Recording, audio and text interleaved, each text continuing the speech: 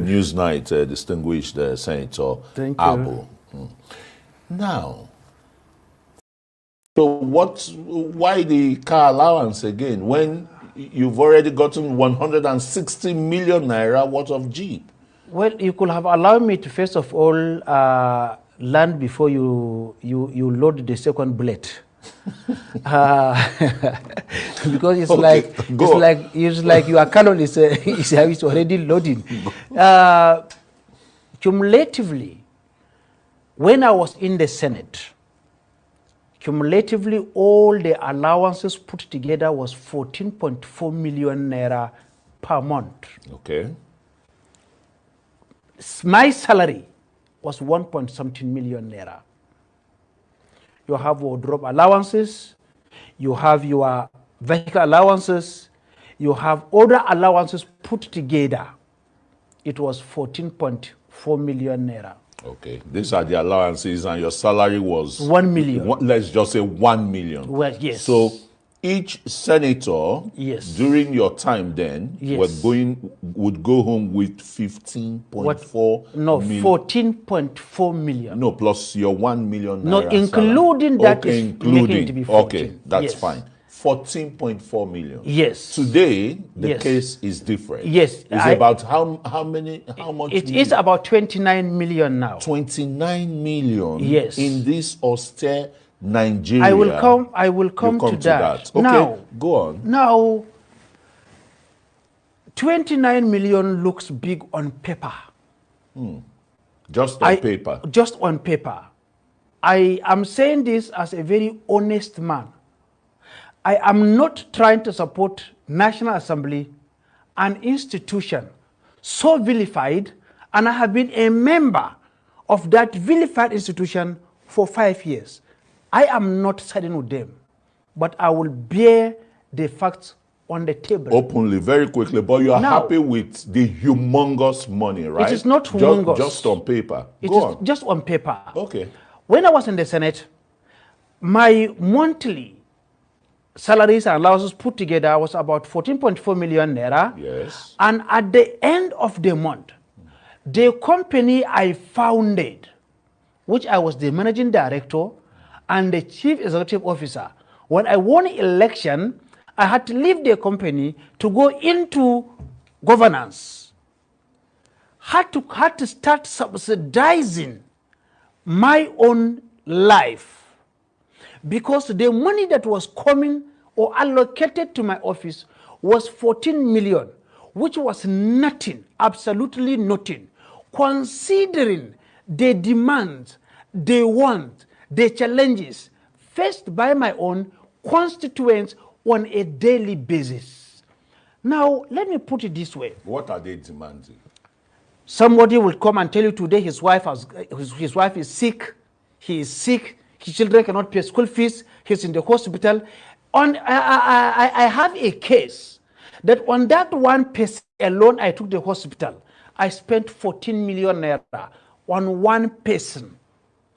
And every month, from all over Adamawa State, in fact, at a point, from all over the country, my office is besieged with people looking for help. At a point, I don't like calling people's numbers.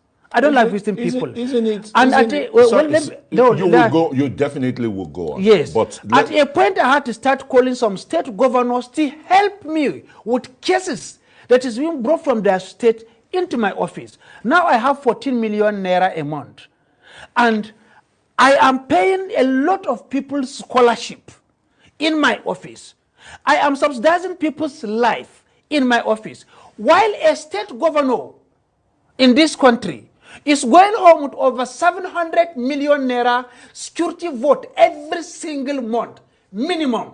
Some go home with 1 billion naira. The state governors, they put it in their pockets, right? No, I didn't say put in their pocket. Yeah. You said they go home. Yeah, of course, they go home with it to do other security issues. I can't say the put in their pocket. That would be very, very, very bad. Look, the political elite, Yes. let's put it pronto, the Yes. political elite have taken governance and development far away from the people.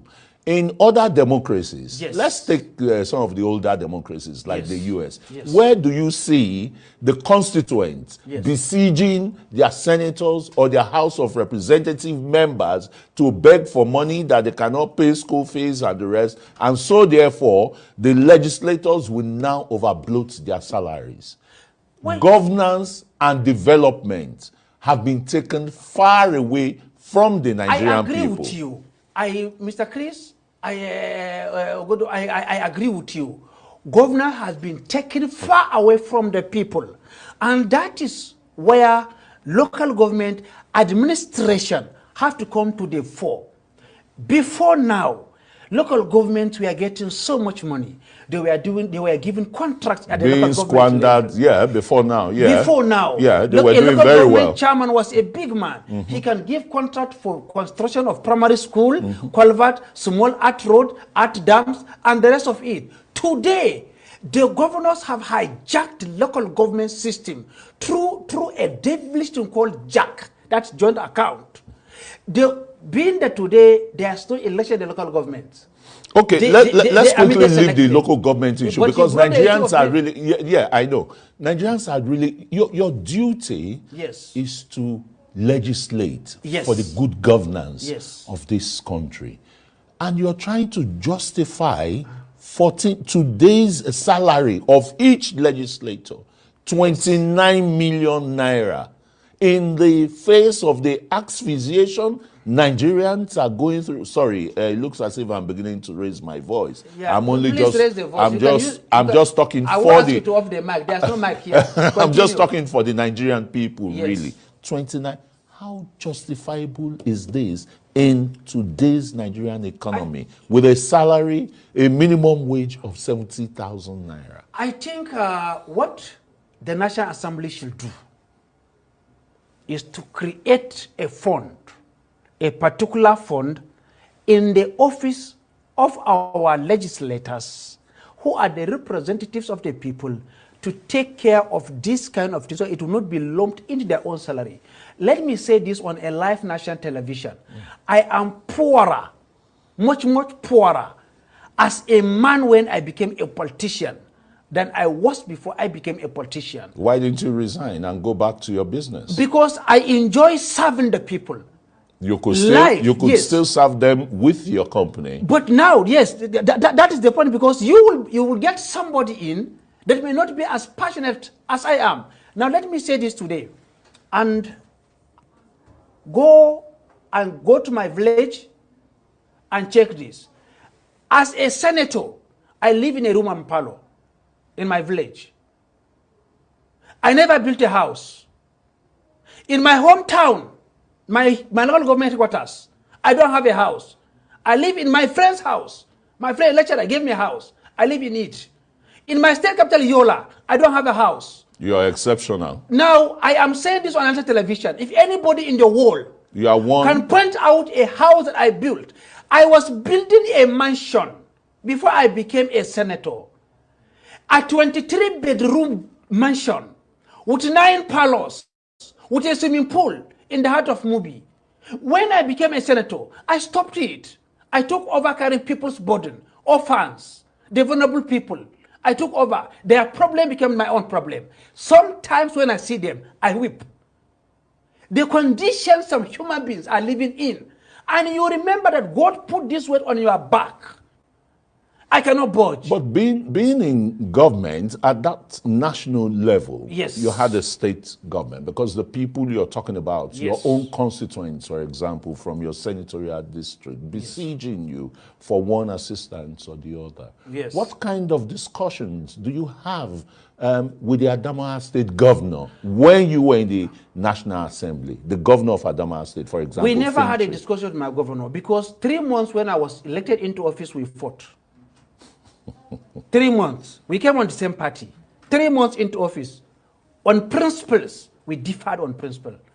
He might be doing his own right in his own way because he's not here to defend himself, and it will be wrong to talk about him when he's not here. But we disagreed. He has the right to come and appear So if he 3 wants months, we parted ways. 3 months. In the next 1 year, I decamped to another party because I can't sit in the same room with him. And you know why? I don't like injustice meted against anybody. I'm a man that is straightforward. Once I'm not straightforward, I won't stay with So you. you couldn't give him. Good morning, good afternoon, good evening to every one of you. Thank you very much, my people. I appreciate you all. Thanks for your time with us. I would like to acknowledge some of you later on because I just wanted to add this to this particular video. Good evening to you, Mommy, Mother of Omam Diaspora. Thank you very much, Mommy, for all you do. Abu Azi, thank you very much, sir. I appreciate you.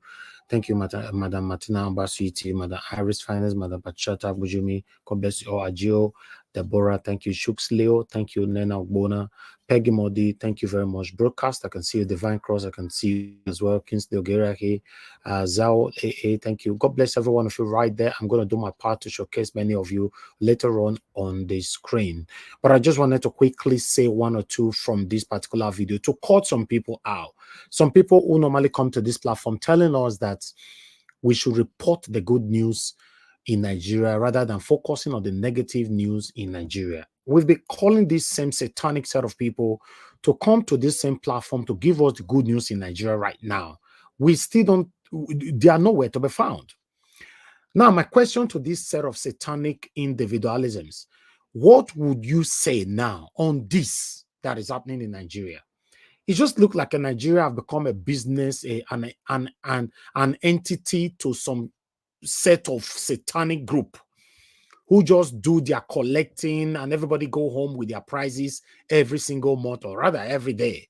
You know, now a senator or a former senator, whatever he is, coming on the national TV to tell us that he's even poorer. In fact, he's even poorer accepting to do the job of 29 million naira because he was richer not doing this job. He was asked, how come you did not resign? He said, I love serving my people. So you are telling me if know that our past and present government are satanic, if they make government unattractive, are you telling me this satanic man will rule the people or serve his people on 100,000 naira monthly salary? Is that what you guys are telling me? Obviously, no, he won't do that. But he's telling us that I was even poorer, taking 29 million naira. 29 million naira is not that big. Is nothing. He went on by saying he knows how many people he's giving the scholarship all the time in his office. Who sent you that one? Listen, guys, we are not going anywhere in Nigeria. I'm telling you guys. Sometimes when I say what I want to say right now, some people might think that I'm bragging. Sometimes, yes, we need to be grateful to God for the position we find ourselves. For me and my fellow Nigerians that live in diaspora, I want you to every day be giving thanks to God for rescuing you out of that country from the hands of our satanic leaders. Do you know what that means? We still love our country, but you having a second option in life, you should be grateful to God. Yes, you should. Because most Nigerians in Nigeria today that doesn't have a second option, you and I are not better than them. If they have the opportunity that you have today, that you are using to live in a better country, they will take the opportunity without no blinking. Look what is happening. Today now, Tinubu private jet arrived. Today. Just today. I'm coming to report that later. You know, I don't understand. Within 1 year, look at Nigeria. The country have become a recycling circle within themselves. Rule make I rule. If you finish, now me. Are you aware that the person that will take over from Tinubu is already prepared? The person is already on the standby. And many of us are there talking, complaining. Yes, some of you might still argue with me now because many of you are good at arguing. People started arguing with Fela. Fela can't die. They are still arguing. Some people are still arguing. Our forefathers, people argued with them. Oh, na lie. Forget that thing. Nigeria go better. Nigeria go this. Tell me if we are seeing any kind of sign that Nigeria will be better anytime soon. You that came to this platform the other day, I forgot your name, telling us that we focus on the negative news in Nigeria. We should be reporting the positive news. Please tell me one positive news we should report. Should we report Tinubu's newly acquired private jets? Should we report the 29 million naira they are paying to these satanic individuals? Should we report the security vote that each governors are stealing from the 36th state of the federation? No, tell me what the good news you guys want us to be reporting. In case you're not aware, Niger Watch platform is not an hypocrite platform. No, we say it how it is here. If you have a platform where you are practicing ethnicism and tribalism, satanism, because of that, you are reporting one or two satanic good news just to make your person from your village look good in office. We don't do that here. Yes, we don't. Thank God, say person where they talk just and not be me they talk for them. We report everything we report on this platform is 100% organic, 100%. If anything less than 100%, then you hold the third party where we're bringing it from, not us, not Niger Watch platform. Look where we are. We every day we are deceiving ourselves. We cannot even tell ourselves the truth. A single truth. We are fighting ourselves every day for these satanic politicians that doesn't care about you and I.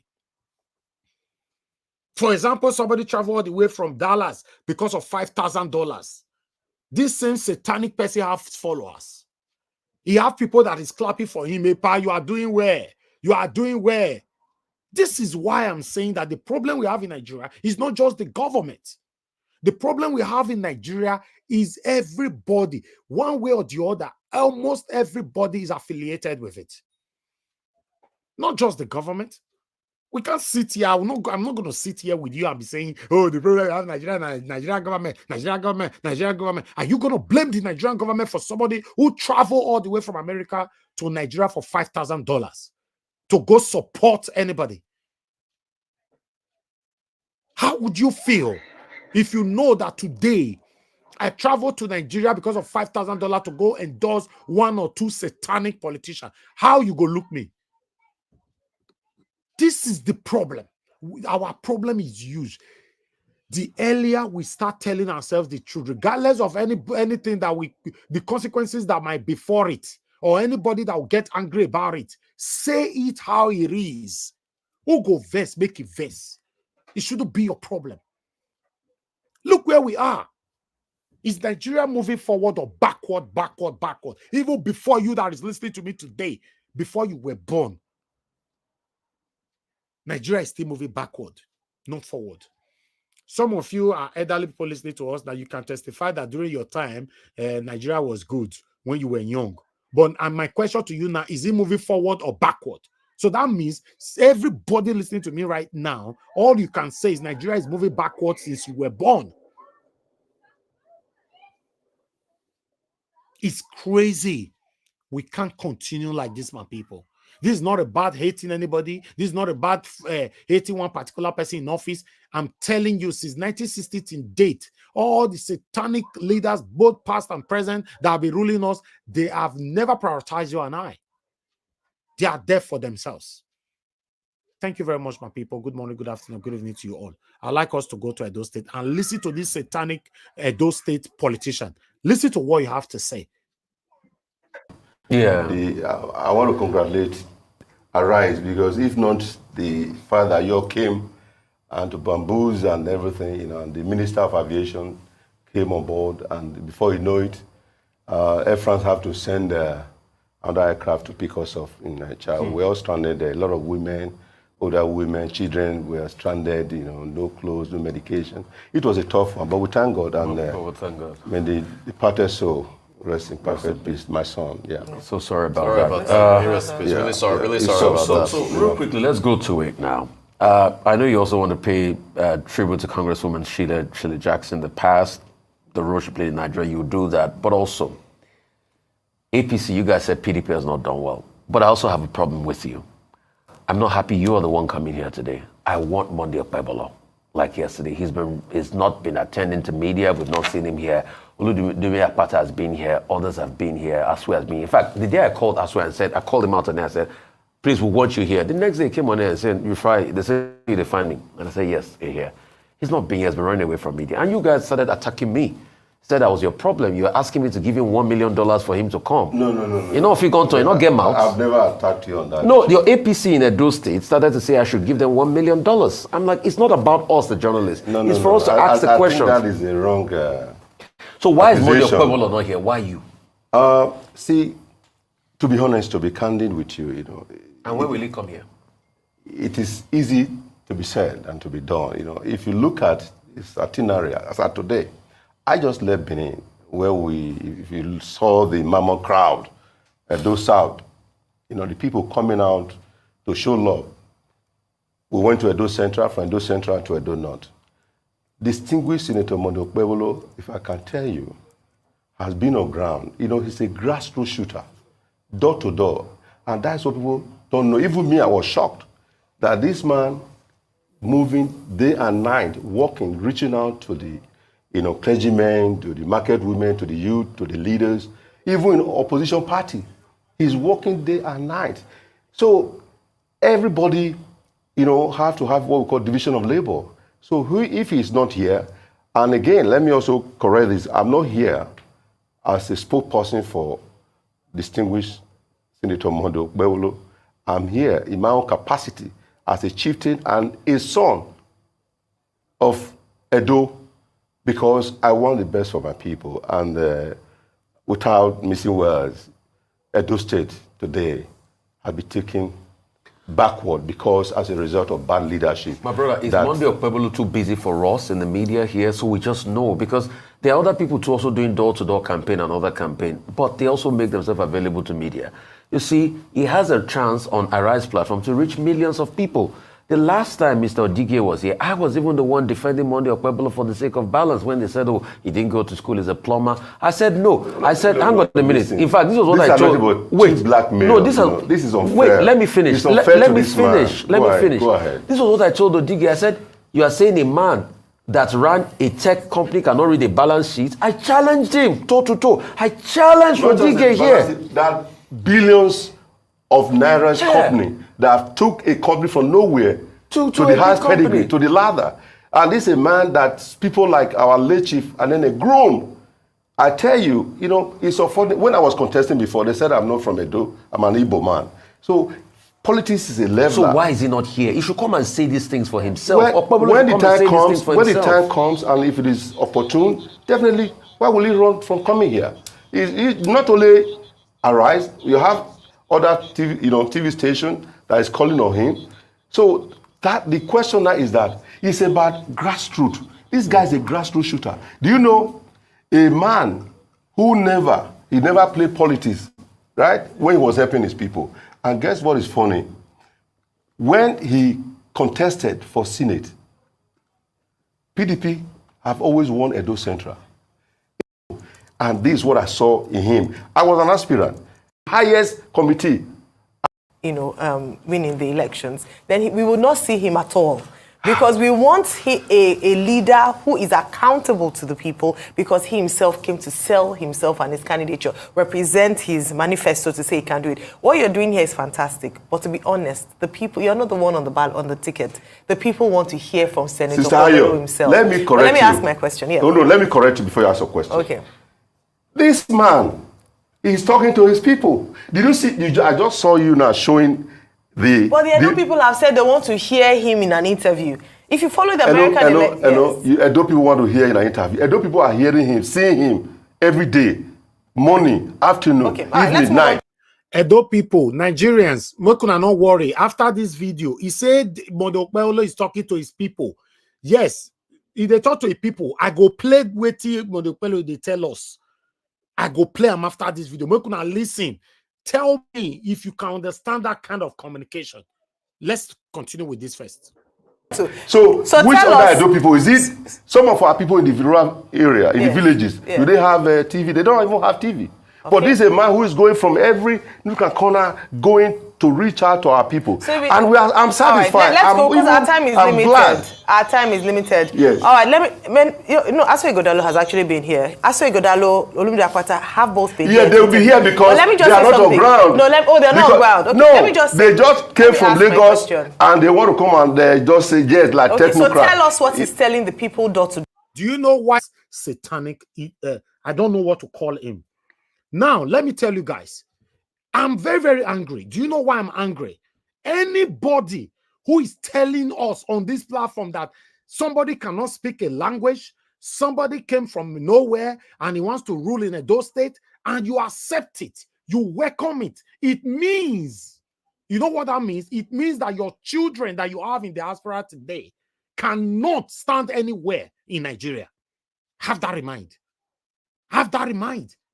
It means if you live abroad, you are supporting this kind of satanic people who are against people that come from nowhere to rule their own state. That means you are laying curses upon your children that you had in abroad.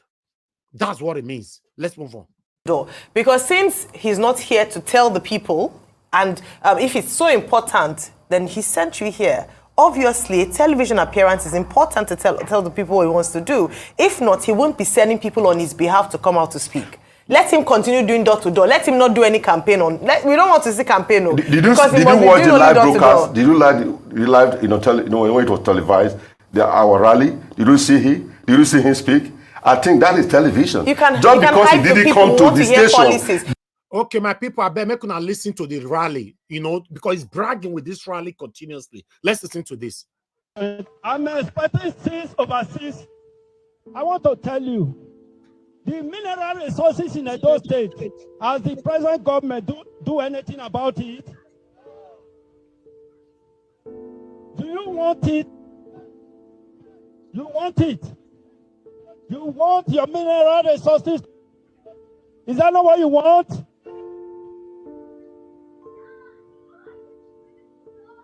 Okay. So your mineral resources, sure you want them. Now so, your mineral resources, you want it, but let me tell you, to make this place repositioned for industrial park.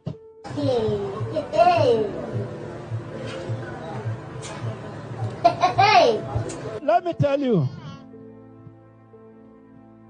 I know say una no dey see water.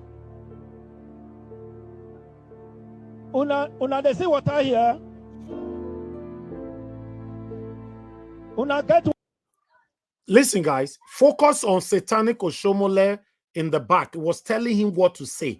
One of the looks Oshomole, they tell him what he want to talk for a year. Listen, to be honest, if we want to be honest to ourselves, we all criticize Tinubu on this platform.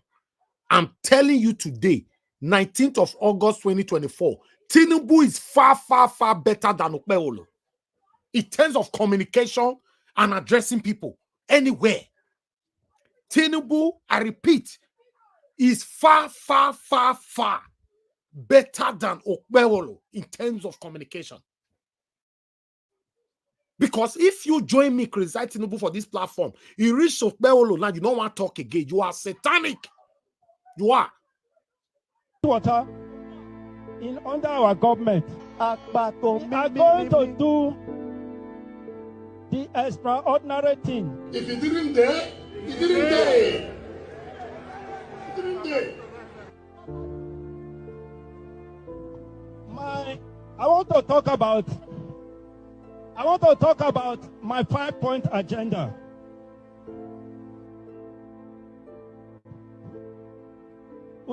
My number 2-point agenda: education.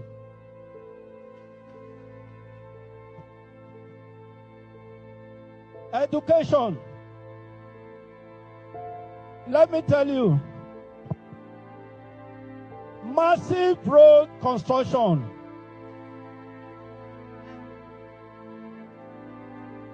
Because una still get road. Keep quiet. Let book enter your head.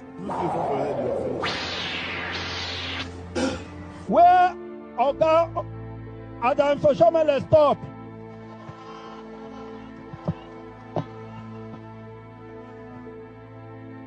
We want to bring back, declare a state of emergency. We want to declare a case of emergency. We want to declare a case. Oh my God, I don't understand. I don't understand. Anyway, let's finish with this video.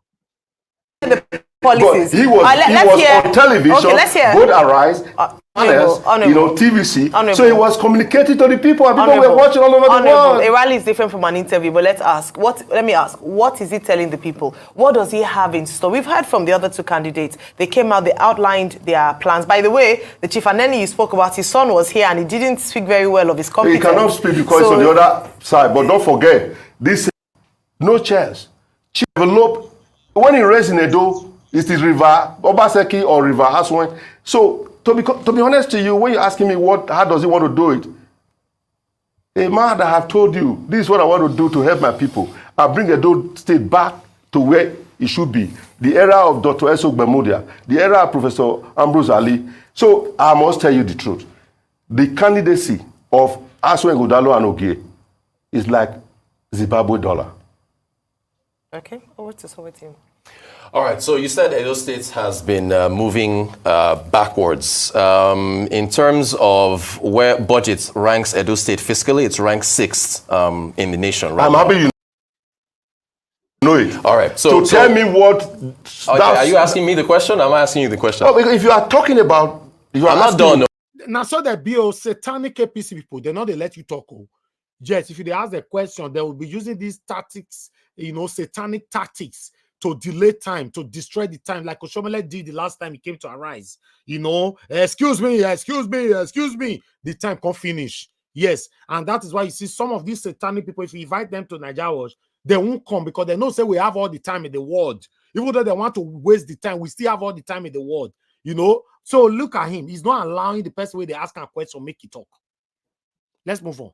I'm done. Go ahead. All right, so you're saying Edo State is moving backwards. Let's give something very easy to get your take on where Edo State is moving. Edo State was one of the first states in the country to announce a 70,000 Naira minimum wage. Do you agree that that was a fair amount, or should it be higher? And how would you... Common question they ask this man. So make una look how many years it go take before this man go free answer this question. Just watch. Or see, this is tough because he's not here, and I have to ask you the question. Do you agree the 70,000 minimum wage announced by Edo State is a prudent amount? If not, should it be higher? And how can you encompass that within moving Edo State forward, saying that the last government has moved them backwards? You see, with the kind of money the Edo State is receiving now, federal allocation, apart from the grant, the loan they have taken, that today we have nothing to write home about, the $75 million for Edo Best, that is Edo Worst, as you can see today. You're talking about there is a erosion and flood control, over 150 million, expended that nothing to write home about. Now, your question is very simple, and you already know it as a professional journalist. So for me, I'm not here to speak. I told you, I'm not a spokesperson, but I'm speaking as an Edo man who understands what is happening. Who born in Edo, not the carry last, but they are taking us backward. So your question, how? No, is the 70,000 a fair amount? You don't even remember the question. Cross River announced 40,000. Hold on, right? Listen, let me tell you something. So, with the kind of money that those states is getting so now, how much should it be? When Comrade Adam Oshomole was in government, was the governor of Edo State. It was 30. It was 30. Hold on.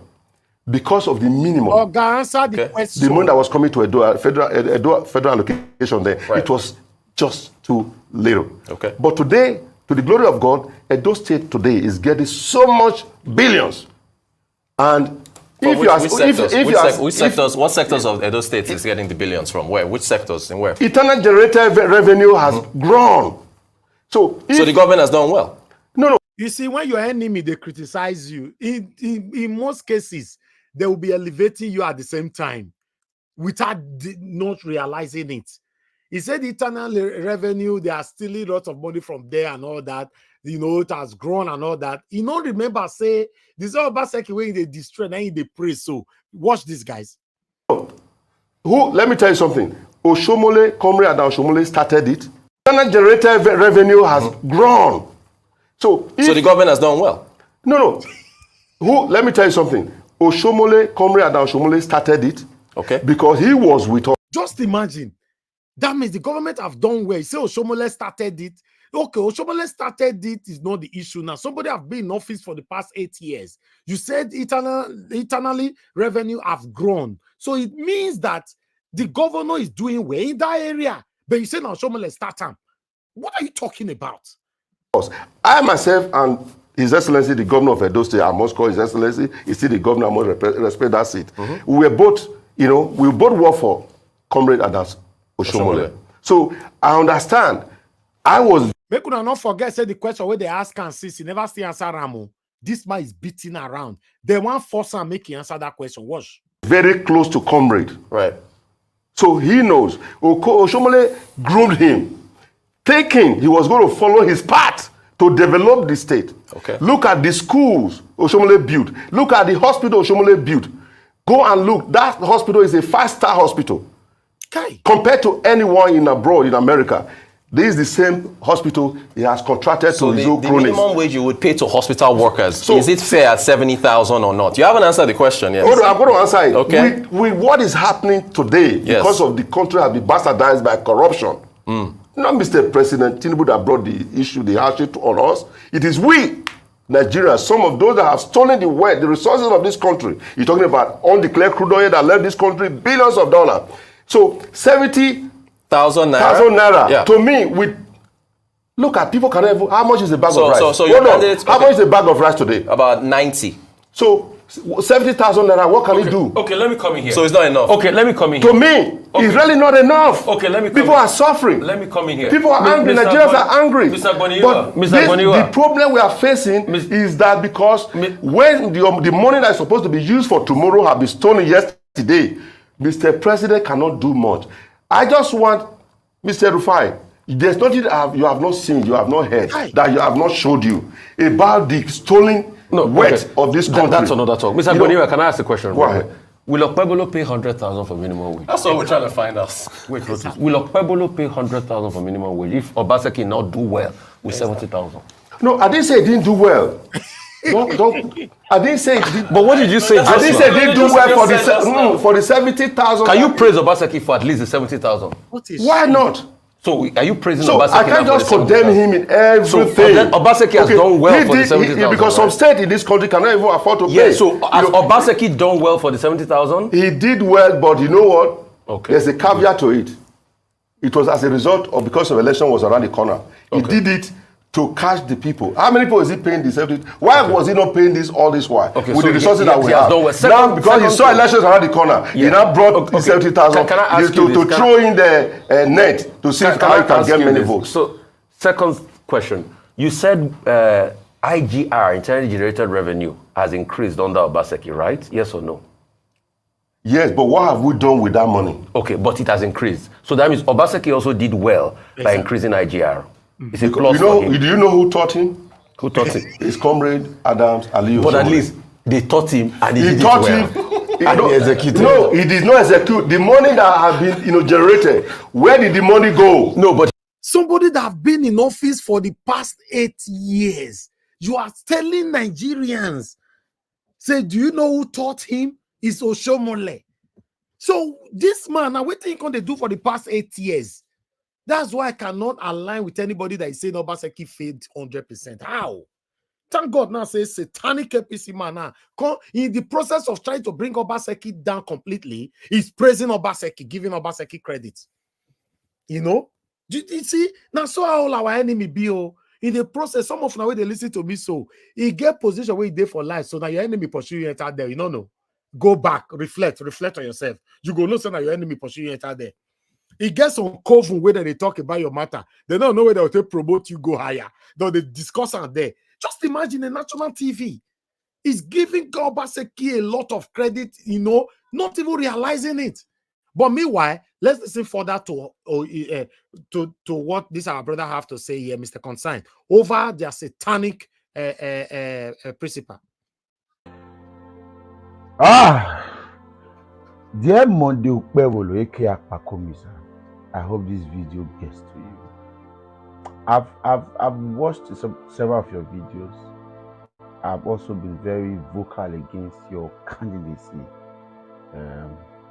At this point, and now, I just want us to talk man to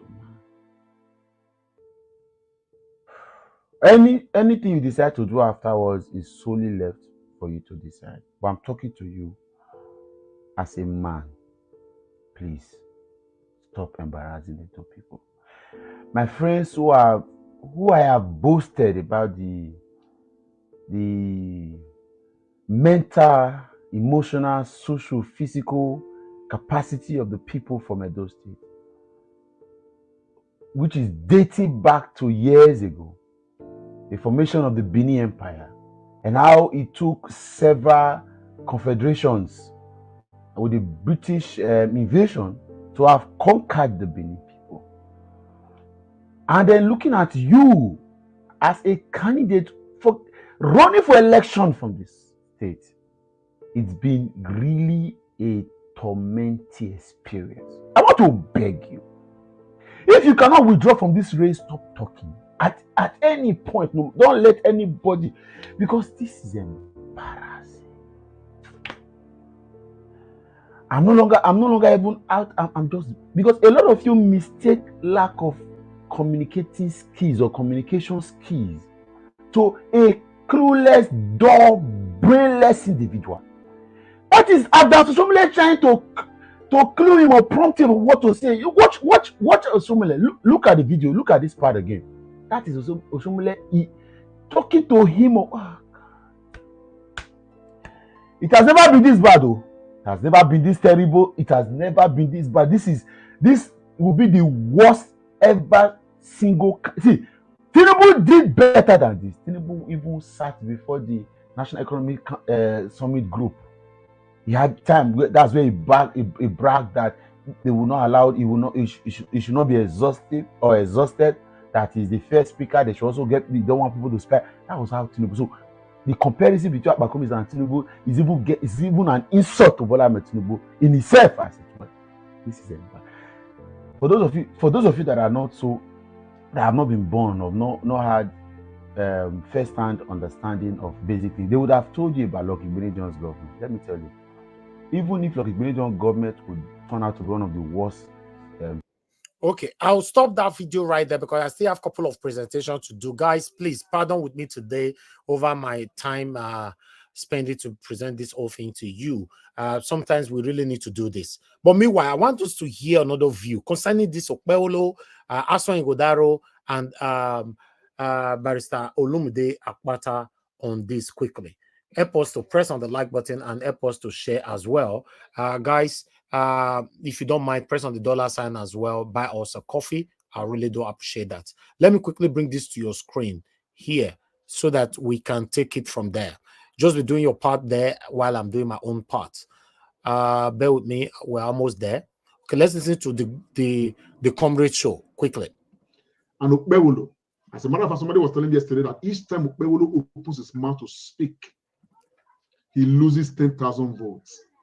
He loses 10,000 supporters. Because we have come to see Okpewolo as a man who, since the beginning of this process, has not been able to speak to any issue, to say, this is how I will do this and make Edo State better on this front. Now, we are not saying speak English. Tell us in Esan language. Tell us in Pidgin English. Tell us in the language that you can speak, you are most comfortable in. All we want to get is that you actually have a clear vision on how to redeem Edo State. It no matter whether you can speak English or not, we are past that stage. Okpewolo cannot communicate one word to say, on security, these are my plans. On economy, this is the plan I have. On that is no. The only thing we've been able to get from Okpewolo is how he went to swim in River Baseki, how he went to swim in erosion. Where's your mineral resources? Do you want it back? Very flimsy. As a matter of fact, you know, I went for a seminar over the weekend, and one 11-year-old child was delivering a paper, and I was telling myself that if only Okpebolo could even do as good as this 11-year-old child, it has become that bad. It is that bad to the extent that even artisans, the most ordinary people that you would consider most ordinary in society, are beginning to ask questions. That's why when I saw this video, I said I was just going to, you know, play the excerpt of this video that, you know, I came across. Because people are beginning to ask. Even though they talk, Arise TV has taken the hierarchy of the APC to task. They've invited Okpebolo time and time again. Okpebolo doesn't appear. Yet, Oshomola will appear. Osage Ezeya will appear. All of those human beings pushing him to become governor of Edo State, they will appear to argue his case. But the man who wants to become governor of Edo State will not appear, will not have any engagement with the media, doesn't want to be interrogated by the people of Edo State, and yet he wants to govern the people of Edo State. And these human beings like Osage Ezeyamu, Oshomola, and all of that, they are the ones who are handling him, who are encouraging him not to appear. The only reason why they are doing that is because they are not interested in Okpebolo. They are interested in the patrimony of the Edo State people. I saw this video, I thought I'll play it. Let's take a listen.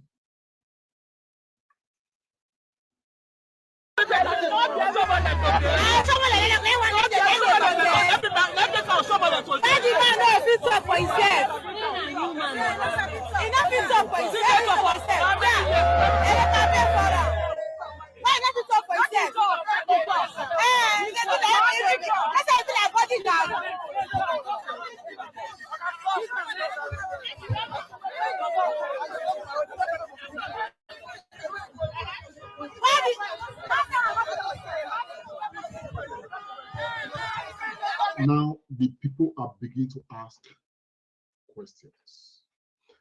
And like those people, the only reason why this drama is the way it is because they are very confident that Bola Ahmed Tinubu will interfere with the Edo State election and give the election to APC.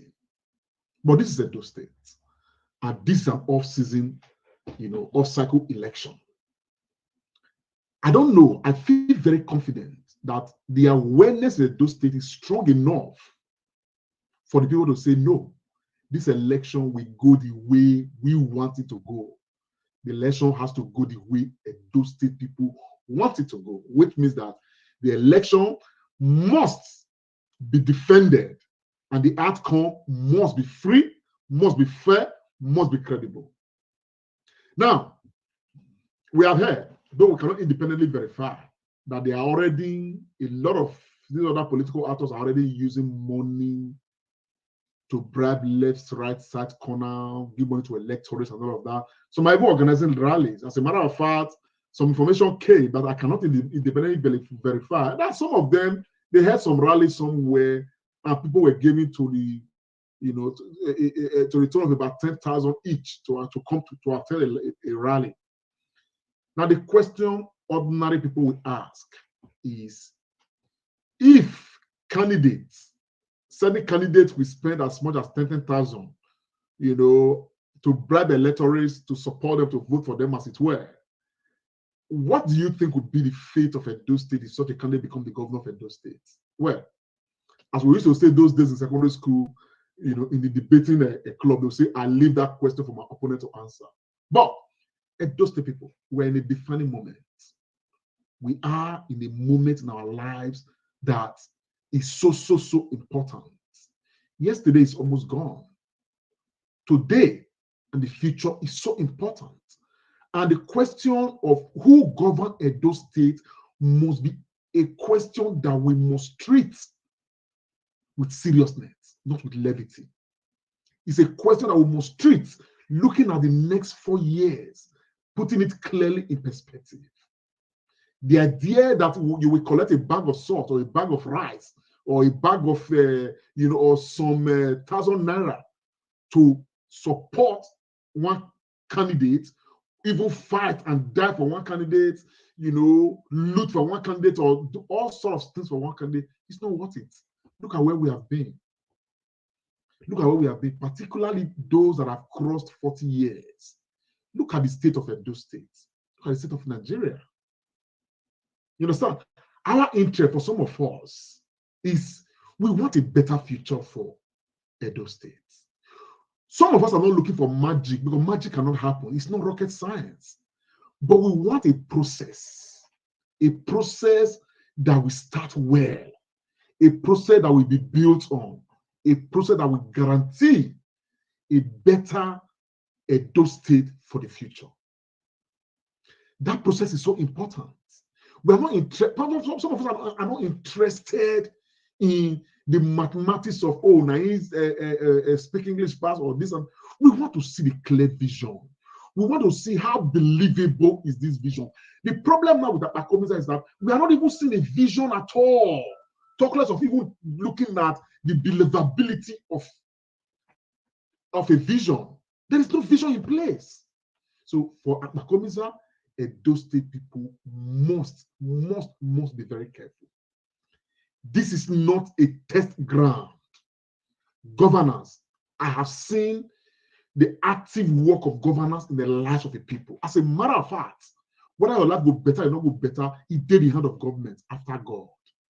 The most important institution to the everyday man is government after God.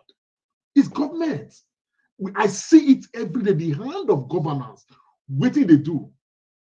That today, a liter of fuel in Edo State, in Nigeria, I just recently they don't near 1,000 naira. Okay, it is not a matter, it's not rocket science. Now it is our policies and implementation that is creating it. It is the kind of government that we have given to ourselves that is creating the hardship in our land. That we cannot go to our farms, we cannot see the farm produce, that things are very expensive, that insecurity right now is at the highest level since the nation was born. It is not happening by accident. It is happening. They are all fallout of what the kind of government we have given to ourselves. Do we want to continue on this kind of trajectory? This is what it is important. It is not just about what the candidates are even saying. Do we know this candidate? What is their background? What is their history? What is their trajectory? And that is why this broadcast is titled Olumide Osaigbo Wakpata, the man, the hope. I go show now why. The Akpata family, now very reputable family for Edo State. They've been in government before, they've been part of the process before and all of that. So it's not a new thing to hear an Akpata in this environment right now. Okay? And Olu is going to speak to that himself. You understand the picture from what I'm saying now? Some of this is talked about. You know, I just bring out one small excerpt in a radio interview when he grants in recent days, and I thought I'm just going to do some broadcast on this.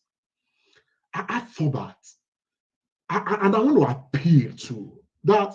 Me, I know they follow the bandwagon.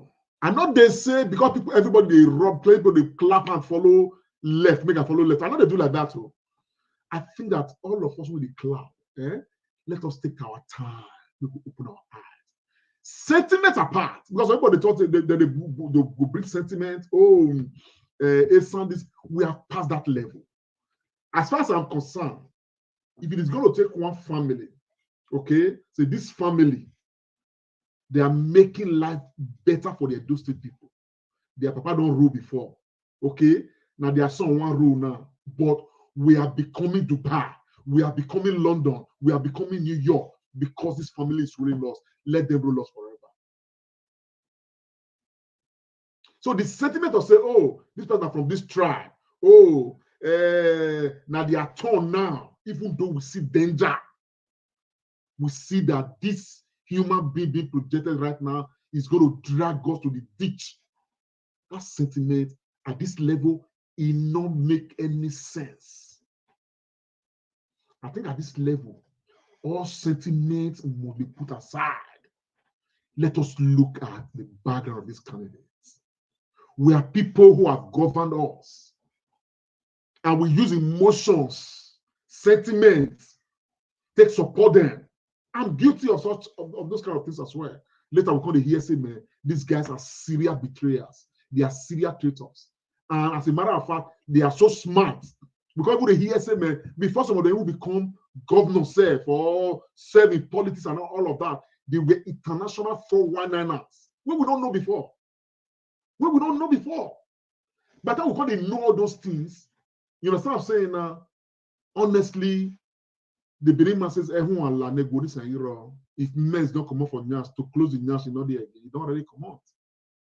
This is why, for me, today and the future, okay, background check is very important for me. And that's why I don't follow. I get a lot of people around me, crowd, who say, man, now APC candidate want follow. Yeah, they're not really interested. Now, waiting to enter their pocket when the person win. Now that they're interested, it's time for them to feed their own pocket because they don't suffer for all that street rooms, they don't get anything. One tell me, say, man, as in support, the last one reach, you know, sick level me for inside. So now in pocket, in the interested in. That's why they follow APC. Another one tell me, say, no, Obaseki, now the governor, you understand, it is hard for incumbent governor to lose election. Whether I not see Kogi State, I not see this, I not see that. So the interest baseline is they are supporting these other candidates because they believe they are going to win. And if they win, they want to present themselves as people who support them so that it will benefit them. Unfortunately, that's not my case. I'm just supporting a human being, I believe. And I believe that if most of us will support this human being, we can make this person become the governor of Edo State for the overall interest of Edo State. For the overall interest of Edo State. So my own interest not be waiting one enter my pocket. I'm not looking at that. I'm not even get any aspiration to even work with any state government. But I just want to be able to open the books for the person. You promise this, you promise this. And if the person not do those things when he promise, when they campaign like this, then we go come out after the person. And I want the freedom to be able to come after the person without fear of favor. Without fear of favor. So at the end of the day, so my own quest is different from all the talk about this, about that, about that. My own interest different. Now let us look at Olumide. And I want you to hear from him. He granted this interview. I thought it was this S7 I thought it was very powerful. It talks more now about the man Olumide. And of course, the hope I see in him. Don't go away, please share the broadcast. And of course, enjoy this excerpt with me. And I'll talk to you shortly after then.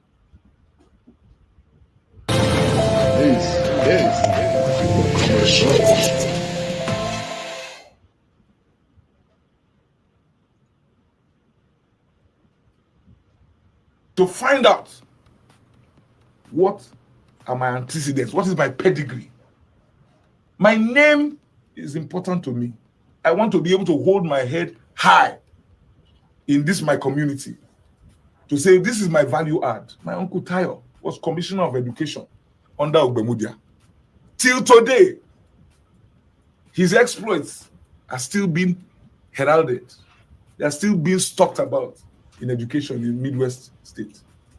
My uncle Olu Akpata, Senator representing Bendel Central in 1979 to 83, he's still being talked about today. Ephraim Akpata, go to the judiciary, a man unblemished. He was chairman of INEC in 1999.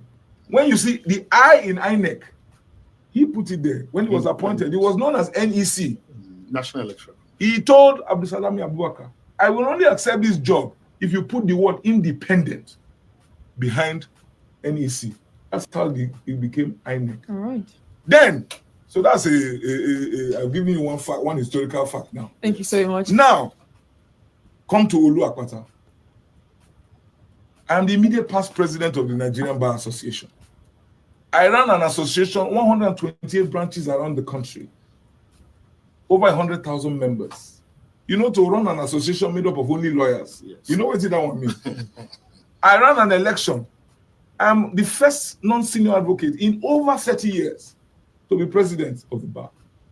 And for those 2 years, I repositioned with my team. We repositioned the Bar Association, fired it up, got it to again to play his role as the defender of the defenseless, the voice of the voiceless. The facts are there to speak. Records are there. You all have lawyer friends and family. And when I was leaving, after making sure that the association was running and running optimally, I left in their account. I paid all our debts. I paid our debts, all our obligations, because government is a continuum. You can't go into government and say, not be me, do this one. Once you take that load, everything is on your head. Paid debts, paid everything, got the association working. Lawyers began to believe again. Remember, I said we're trying to get the people to believe again. Because the lawyers had given up. The question was always, what does the MBA do for me? To be a member of MBA is compulsory. Once you are called to the bar, you become a member. So they said, this one, what would they do for you? But after 2 years, the story changed. And as I was leaving, Honorable, yes, I left 1.5 billion naira in the coffers of the Nigerian Bar Association. Not empty treasury. Not empty treasury. No. My successor, I handed 1.5 billion to him, make it start work. And I'll see that one when I enter there. Prudence, prioritization, proper management of resources. By their fruits, you shall know them. All right. So that is the best I can say, because true, based on the disappointments of the past, I can understand why the people may find it very difficult to believe our politicians. Well, I was going to add. Well, that's just a brief, but this interview long small, okay, and a very rich interview. At some point, I'm going to get the entire clip, make a play for you know. Agbata spoke about, what Agbata talk about here and encapsulates everything we make me to do this broadcast. It speaks to the background of Agbata himself. And of course, it started from some historical perspectives, historical knowledge. The contributions when your family, uncles don't make. Now, even though Agbata has spoken about these, the people he mentioned, like Ephraim Agbata and all of those people, these are people who say, they contribute nationally. Some of us are equally aware of the Agbatas that have made huge contributions to their local government. You understand what I'm saying? To their communities. When they don't reach the national level, which is why in your local government and your village now, they carry the matter for head. I mean, one person from that region, from all those Usa area. Madam Patricia, I can't see you. As a matter of fact, no other party will get one vote for them. But do you guys know Olu Akpata into this? Okay, that's fine. I can see you now. That's fine. But they talked about his brother, whether Tayo Akpata or so, and the way the guys supported their community, that they are a family of service. That's what the guy they describe. Now, when you look at these guys, their Akpatas have been making contributions, okay, and they are very standard family in Edo State. You understand what I'm saying now? So the question of where this one they come from, where they go, really we can do thorough. We have done thorough background check, and what we can say about Olu Akpata is that this guy is from a family that we not really see any blemish. We call anybody say, this one, a traitor, on a betrayer, on a thief, on a that, on a that. Another notable thing that I like to talk about. Okay, guys, thank you very much, my people. I appreciate you all. That particular video, I wish I have the time. I would have played everything. Because my brother actually finished work on that particular video. But meanwhile, let's listen to what Aswan Godara. My good people of Edo State, my name is Charles Inoje, Una Pikin. I say, make I talk to us, because another election year don't come. Another time don't come for us to choose the next person who will lead us. Election don't pass as it been day that year. Whether they use election, do try your luck. And maybe this person just try, make we see as it go be. Maybe the other one just try, make we see as it go be. It don't pass. 1 year for today what today be like 10 years of before. I beg. That is why I say make I talk to him. This election not be election we will do gamble. We don't see them, they don't gather again. People where they look for who they go put for inside pocket. People where they look for governor where go there at those states. Meanwhile they go dey from Abuja they give and command.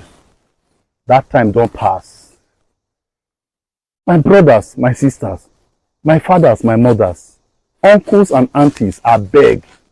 Make we not use sentiment do this election. Who sabi? Yes, that is why our people talk say na Thursday that they know as weekend go be. Haba. Not be eye that they know food they go benefit person. If dirty too plenty for inside soup, even blind man go notice. I beg. Who see good make it talk am. Make we all come together to see how we go move our Edo state forward. That is why we need to vote for person wey go sabi. Person wey sabi, person wey don do things wey we fit point to. Person wey fit go Oyibo land, sit with Oyibo people say, see wetin and wetin I want for my state, and they go listen to am because he don do am before.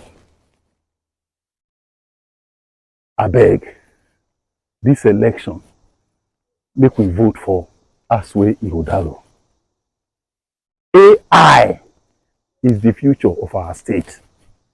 People wey dey look for political relevance don dey gather see say this na opportunity for them to carry one governor put for inside pocket. Abeg, who go lose at the end of the day? Na me and you. That time don't pass. Let's come together with one mind and vote for the future, for the prosperity of our state. That is why I did, with my full chest, recommend AI Asue Ighodalo for governor of Edo State. God will bless all of us. Now, well done. All right, that's a Nollywood actor right there, our Edo brother, Mr. Charles, and those Asue Ighodalo. But I would like to take my last video for you guys. The APC chief Teno came out saying that Governor Otti will never win in 2027. In fact, he's going to be removed, from office. That APC will replace him. Although he admitted that Governor Otti is doing well. Let's listen. My good people of Edo State. Sorry. It will be the last time that a Labour governor will govern Abia State. I say it without missing word. The next governor of Abia State will be APC governor. Yeah, I say it without missing word. So we are friends, yes. We work together, yes. But I will not be number 6 citizen of the country and another party will govern my state. The next election of 2027, the APC governor will be there. I have told him in person, I have told him publicly and privately that APC governor will be the next governor of Abia State. How it will happen, I don't know, but it will happen. So why not confident? I'm confident because we are working hard. I'm confident because my government is working hard. The president is working hard. And Abia will repay the president. Abia will repay the president. The president that have given you Saudi Development Commission will be repaid. A president that is appointing Abians into administration will be repaid. A president that is allowing attraction of dividend of democracy to Abia State will be repaid. We are not ungrateful people. Monkey will not work and baboon will chop. APC will not help the state to be strong and then Labour will take the credit. And no. APC will determine who becomes the next governor of Abia State. I don't care about who the person is. But one thing I know is that the party platform, APC, will be the next governor of Abia State. Go and write it somewhere. That we are ready to work for Abia State. And we are tired of being outside government, the government at the center. We need to leverage the power of the center to, increase the development of Abia State. The governor is my friend and he's doing well. Comparatively speaking, from other governors, he's not doing badly within the 100 years in office. I'll give it to him, and I'm proud of him. He's my friend. In fact, we spoke today. There's barely a day we don't speak. But the issue remains, we have to push for our party to take over the state. I mean, I owe Mr. President that. And I owe my party that's giving me number 6 position that. And I'm sure the governor knows that I owe my party that. And I'm sure the governor will do the right thing at the right time. When I hear that one, right? Okay, the condition don't make you white. Anyway, the people who supported Tinubu based on ethnicism, a lot of them are now regretting. Some of them even coming out now to speak, to say, no, we're not going to try him again. Let's listen to this quick. Okay, the condition don't make you white now. No, that time where my eyes black. Yeah. But now, when I will leave my house is 5 o'clock. I don't go people 3,000. My children want shop. Say that one alive. We go work from Monday to Saturday. You know, we can't fight out. May Hausa come. If Hausa fit do am, we go support. Say you understand? May Hausa come now, we go support. What about people come? We go support.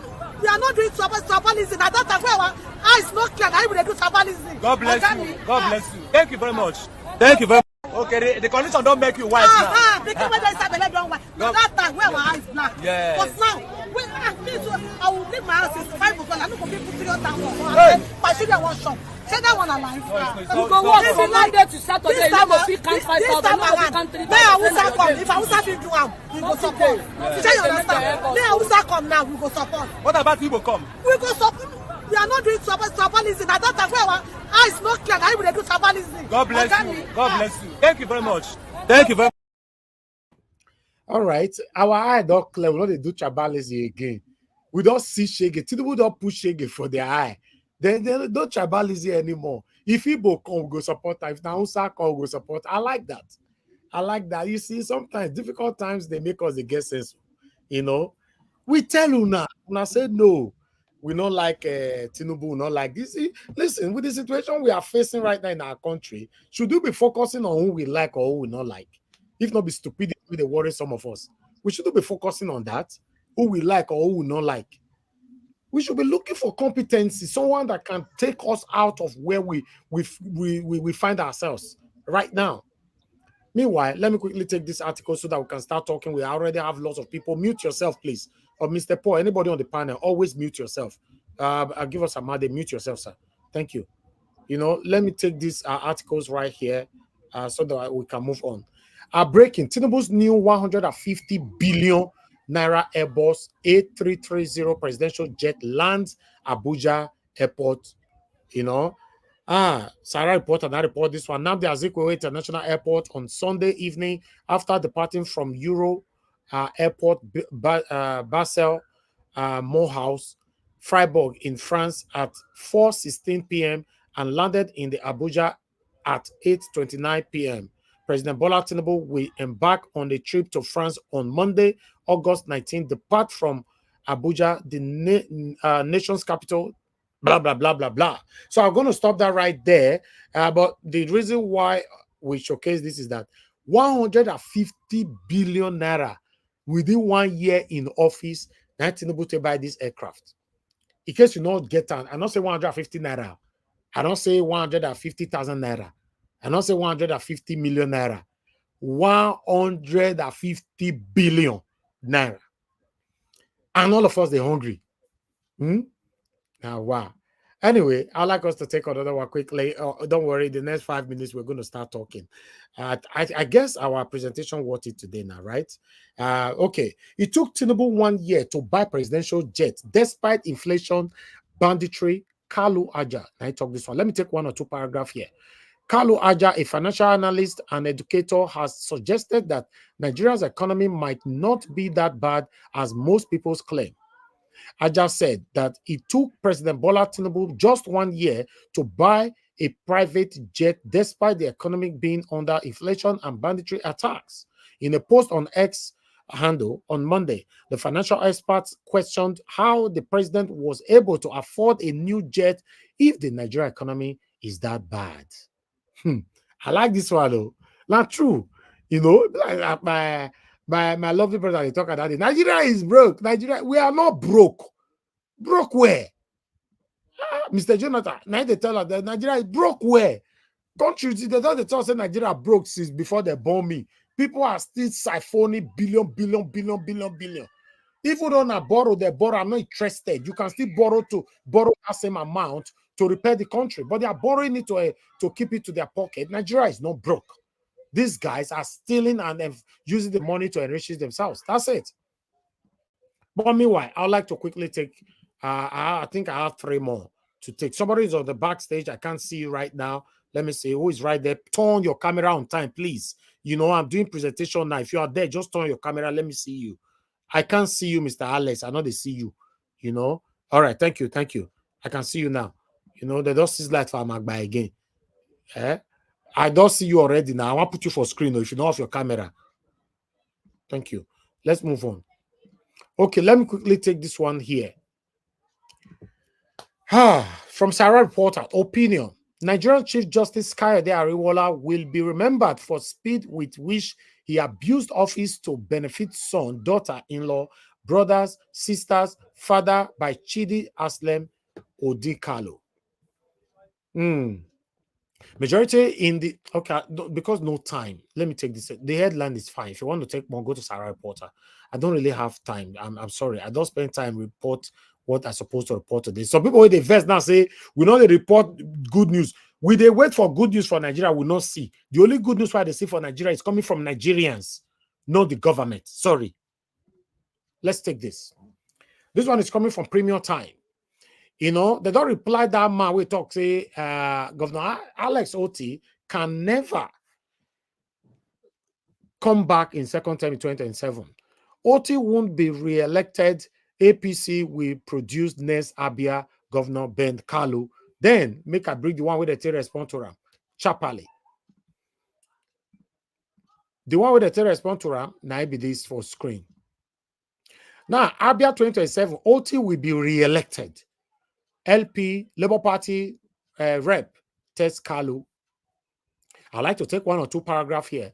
The member of House of Representatives representing Kwanu Umoya, Federal Constituency of Abia State, Obi Agwasha, has said the people will re-elect Otti as governor in 2027 in appreciation of his development strides.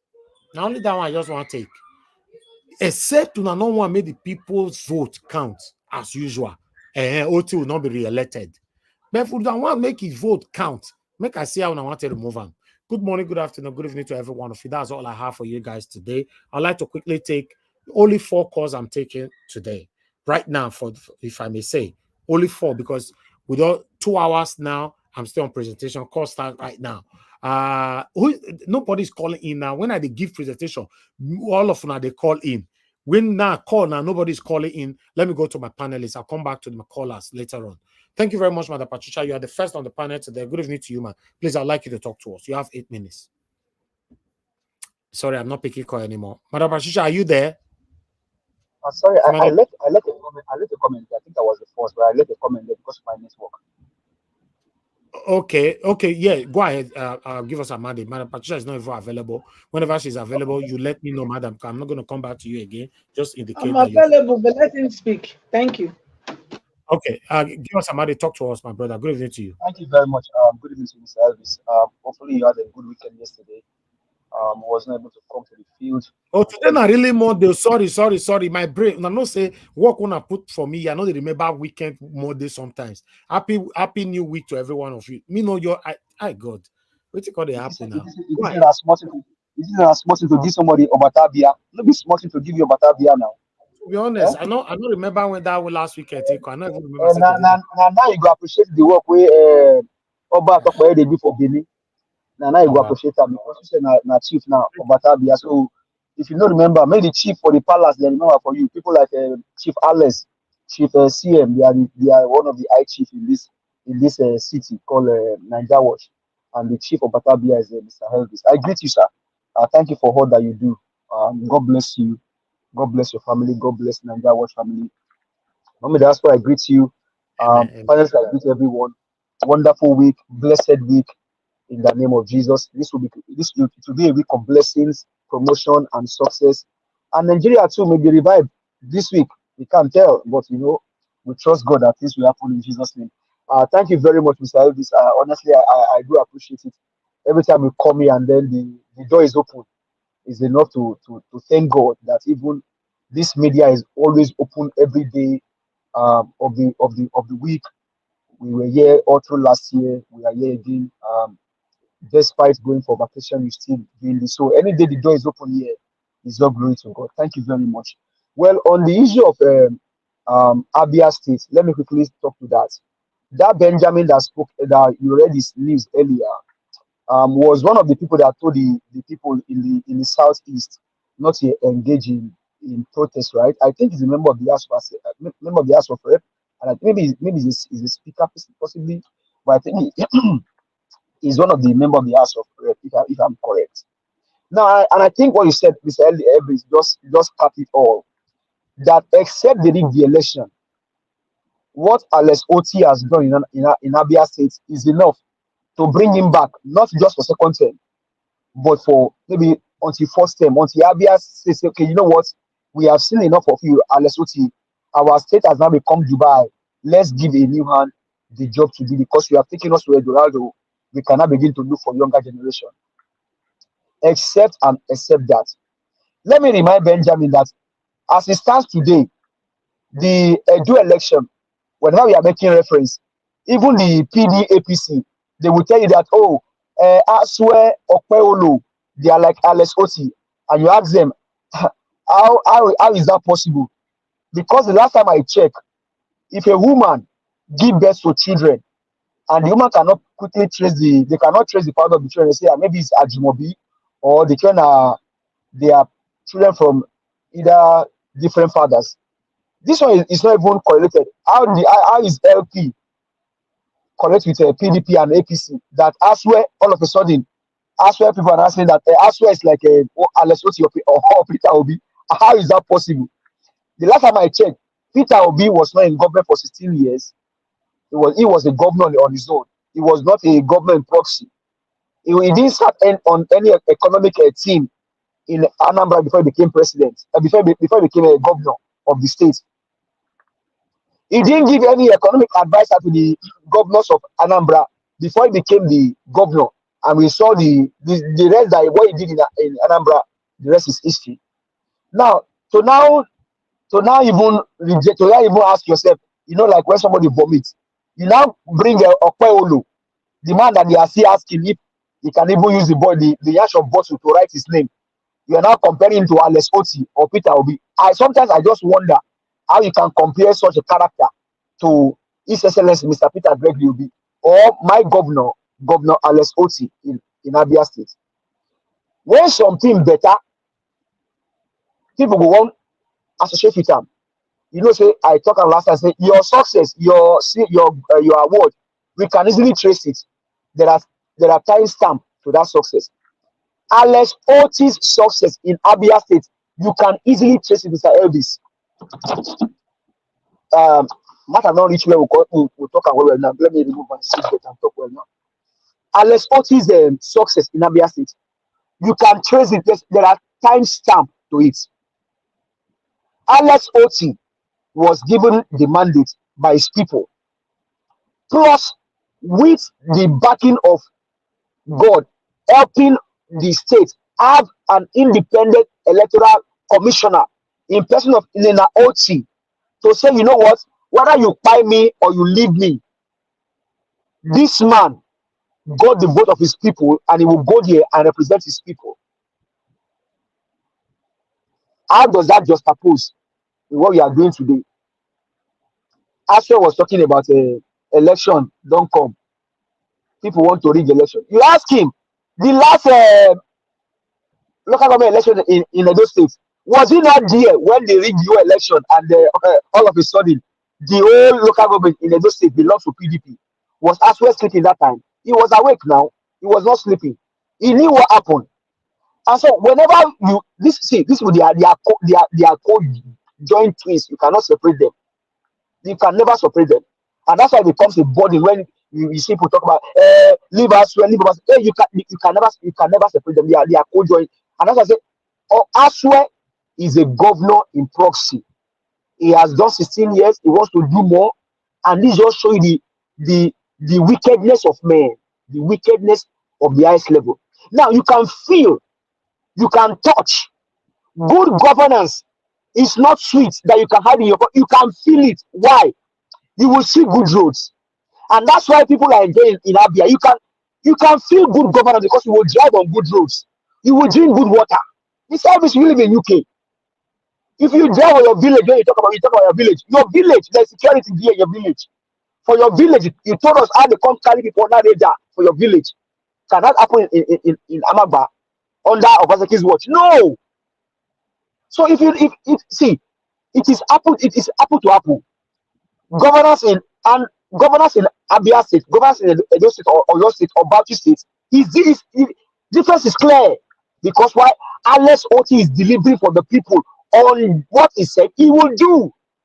Now, the reason why that guy is talking is that unless Otti is spoiling market for them. Why? You ask me why. They know what governance is all about. They are seeing the man getting money and using the money for the people of Abia State. And it's a problem to them because Alex Otti now bad market for them. Now, Alex Otti will make their constituency go ask them, say, Senator, you represent my constituency now. Why are we not seeing the money? In Abia State, Alex Otti is working with the money you get from federal. The money when you get from our constituency, where you put the money, Alex Otti now bad market for them. Bad market, but good for his people because Alex Otti is delivering. You can ride on good roads. Good governance, you can feel it, you can touch it, you can smell it, you can sleep on it, you can eat it, you can drink it because you will drink water. When there is good water in Edo State or in Abia, you will drink water.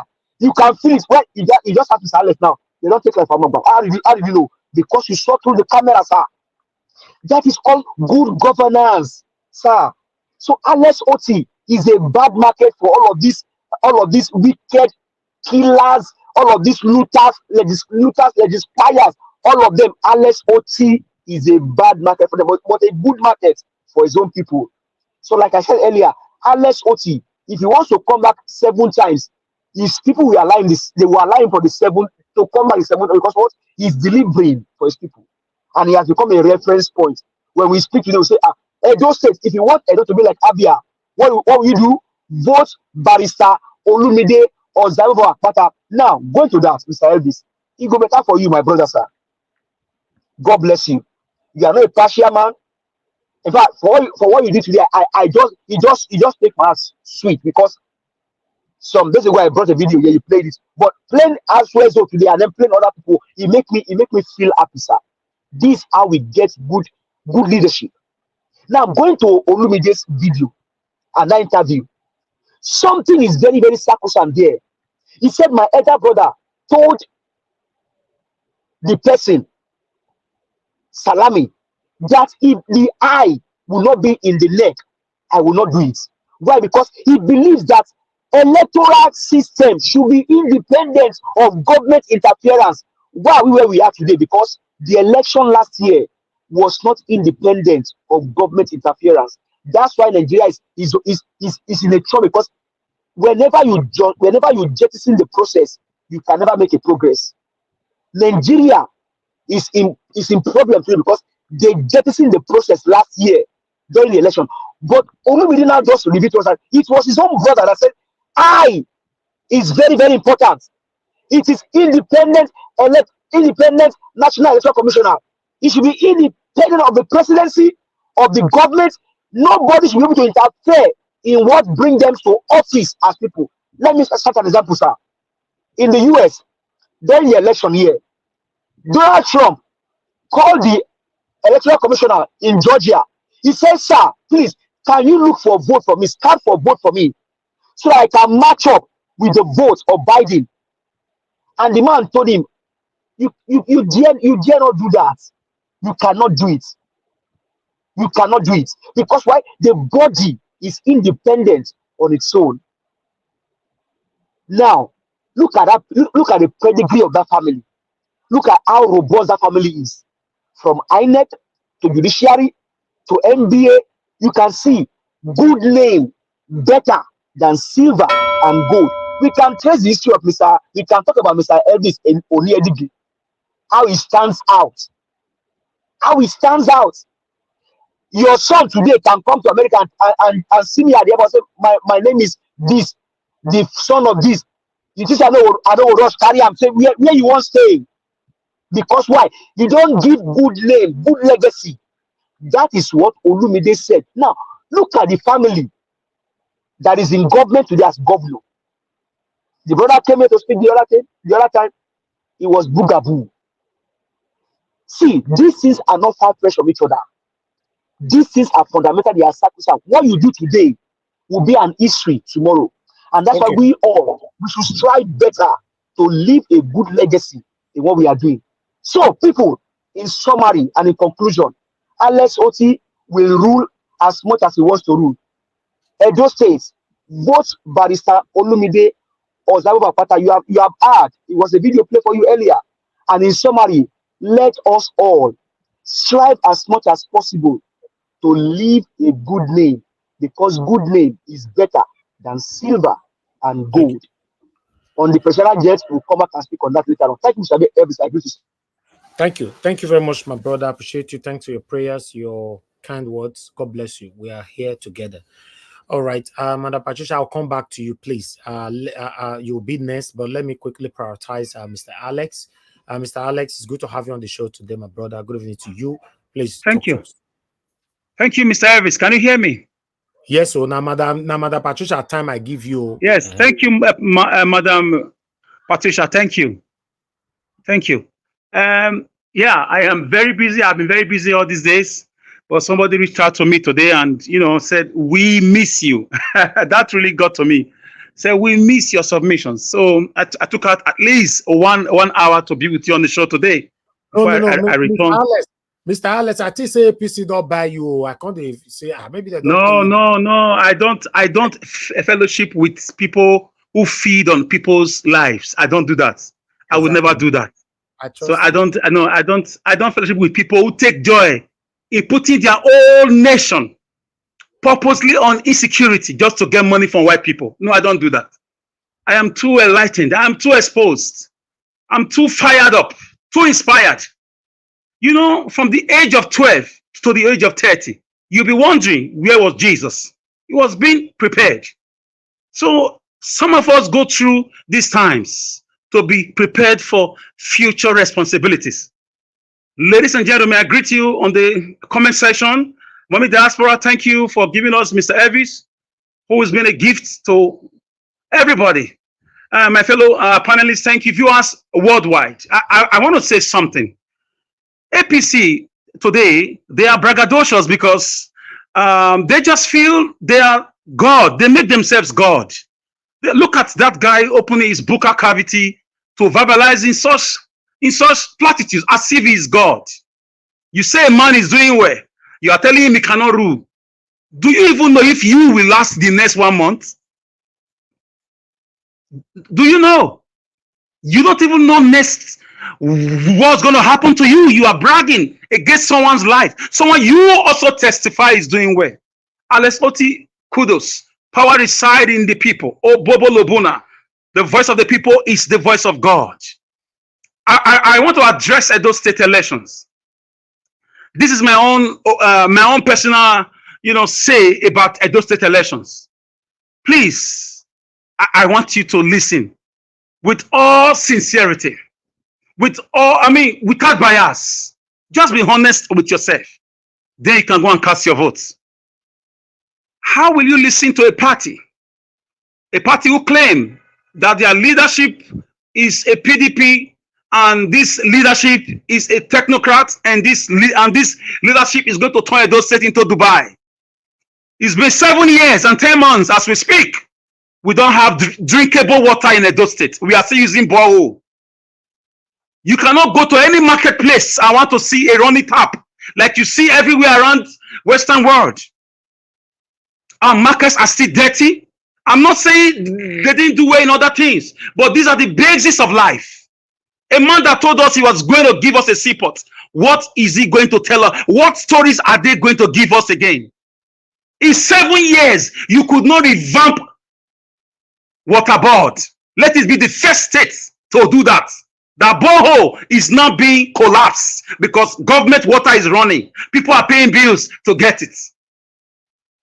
Our schools are still there. They've shown a few, but carry your car and drive around. Go to the, just drive on a personal basis. Interland. Check the bad and terrible, horrible state of schools, primary schools. They will not show you all that. So what has this party got to offer you? Niger Wash, I was with you, I'm still with you, and I will always be with you on this journey. I saw how you came out. You put your life on the line, what most of us cannot do. You show your face to fight this same government on the killings of the Fulani herdsmen, in the heat of Buhari's government. On the land grabbing saga, what did this government do, especially in the killings? It played a supervisory role. No press conference, nobody was arrested. Nothing like don't kill my people. Buhari, if you need war, I'll give you war. Legally or physically or in any case, don't kill my. The government was quiet. The same government now wants to bring you somebody else with all the rhetorics they've said to us before. They told us Obaseki was with Dangote. He's a technocrat. He was the engine room of Oshomole's government. He was this and that. He's a billionaire. He does not need your money. Where is Edo State today? Where is Edo State today? How much are we owing? Do we have jobs? Where are the 200,000 jobs promised by this party? So a snake will always be a snake. I will always tell you the truth. I have no linkage with APC or PDP. I just want Edo State to have a good government. The person I'm giving you is Olumide Akpata. I trust the antecedent of Labour Party. I trust what Alex Otti is doing. I trust what Mr. Peter Obi can produce. He came to Edo State and endorsed him in every party. But what happened in Jerusalem can also be done in Judea. What happened in Abia State can also happen in Edo State. Yes, let the law, let history judge PDP. But please don't make the same mistake. Look at the energy, look at the force, look at the way they are deploying resources to do campaign. They are flying from Canada to New York to everywhere. Why didn't they deploy this energy as a party to transform Edo State? MOUs upon MOUs were signed. We don't have a common train station in Edo State. Common train station, we don't have. But we hear the amount of money, billions, hundreds of billions, internally generated monies, allocations, money from crude oil, money from all sorts of things God gave us in our land. Yet, those are still living in penury and poverty.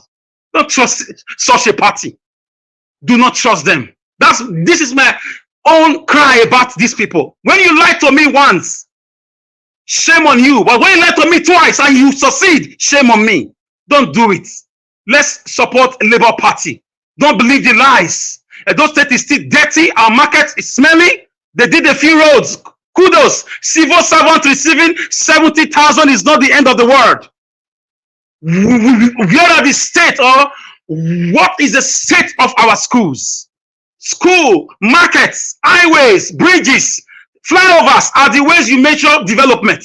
You can't tell me of civil servant reformation. How many people are civil servants? Kudos, it's a good thing, but it's not enough compared to the money received in the past 7 years. Over 5 trillion naira has entered those states. Last week, we had 450 billion naira has been passed as allocation. So we don't see anything. Do Edo State or Benin City look like where such money enters? Where are these monies? History will judge PDP and their government in Edo State. So guys, I want us to give Olumide Akpata the chance. Let him bring the Alex Otti flavor into Edo State. Let us have true 24 hours electricity, not the Osimo power plant that is for the rich people. You must have 3 to 5 million naira to subscribe before you can get, that line. Where is the modular refinery built with Edo money? Billions of naira were spent. Edo money. How many truck is loading there? There are all sorts of stories to cook up to you, to tell you they donated the power to the federal government. There are always stories. When it's time to campaign, no stories. When it's time to recruit liars on social media and to go on places to confuse people, no stories. Look at the energy. Look at the force. Where are this money coming from? Yet they'll tell you those state is a civil servant state. So I just came to let you know that some of us know the truth, and we are watching them from the touch lines of history. Children are watching. Teenagers are watching. Our parents are watching.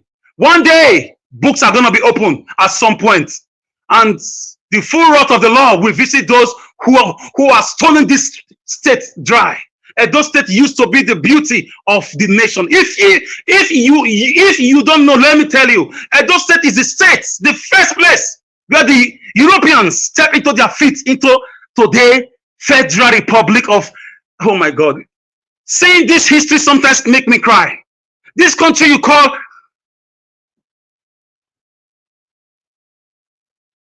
can you hear me? I think I'm being attacked now. Can you hear me? Yes, we can hear you. Go ahead. Can you hear me? Mr. Alex, we can hear you. Can you hear me? Yeah, we can hear you. Okay. We can hear you. I think it's a network now. Okay. Maybe you have issue on your end. Can anybody hear me? Yeah, but we are talking. You are not God, hearing us. I'm being attacked. Okay. So Okay, Mr. Alex, you need to come back again because we can hear you, but you can't hear us. So let us come back to you. Maybe the way to the talk. But I can hear you now. Can you hear me, sir? Can you hear me? Yes, I can hear you now. Yeah, okay, I think I was attacked. Okay, yeah. let me just try and round up. Please don't believe PDP. Don't believe PDP. Don't believe APC too. PDP and APC are the same. And those have been through a lot. Edo is too glorious. Edo is too great. Edo is too beautiful for liars, for a criminal gang to keep doing their business. We are tired of the shame. We are tired of the suffering, the poverty. Our young girls are doing horrible things, and our young boys same, because the government after government after government, they just come and keep lying to us. Like I said before, with this type of strength they are using to campaign as a party, if they have used this strength for development, like Alex Otti is doing, Edo State would have been a great place. Please don't vote PDP. They have lied. They've showed that they are liars. They will always remain liars. Thank you, Mr. Elvis. Thank you so much. God, they're just attacking me.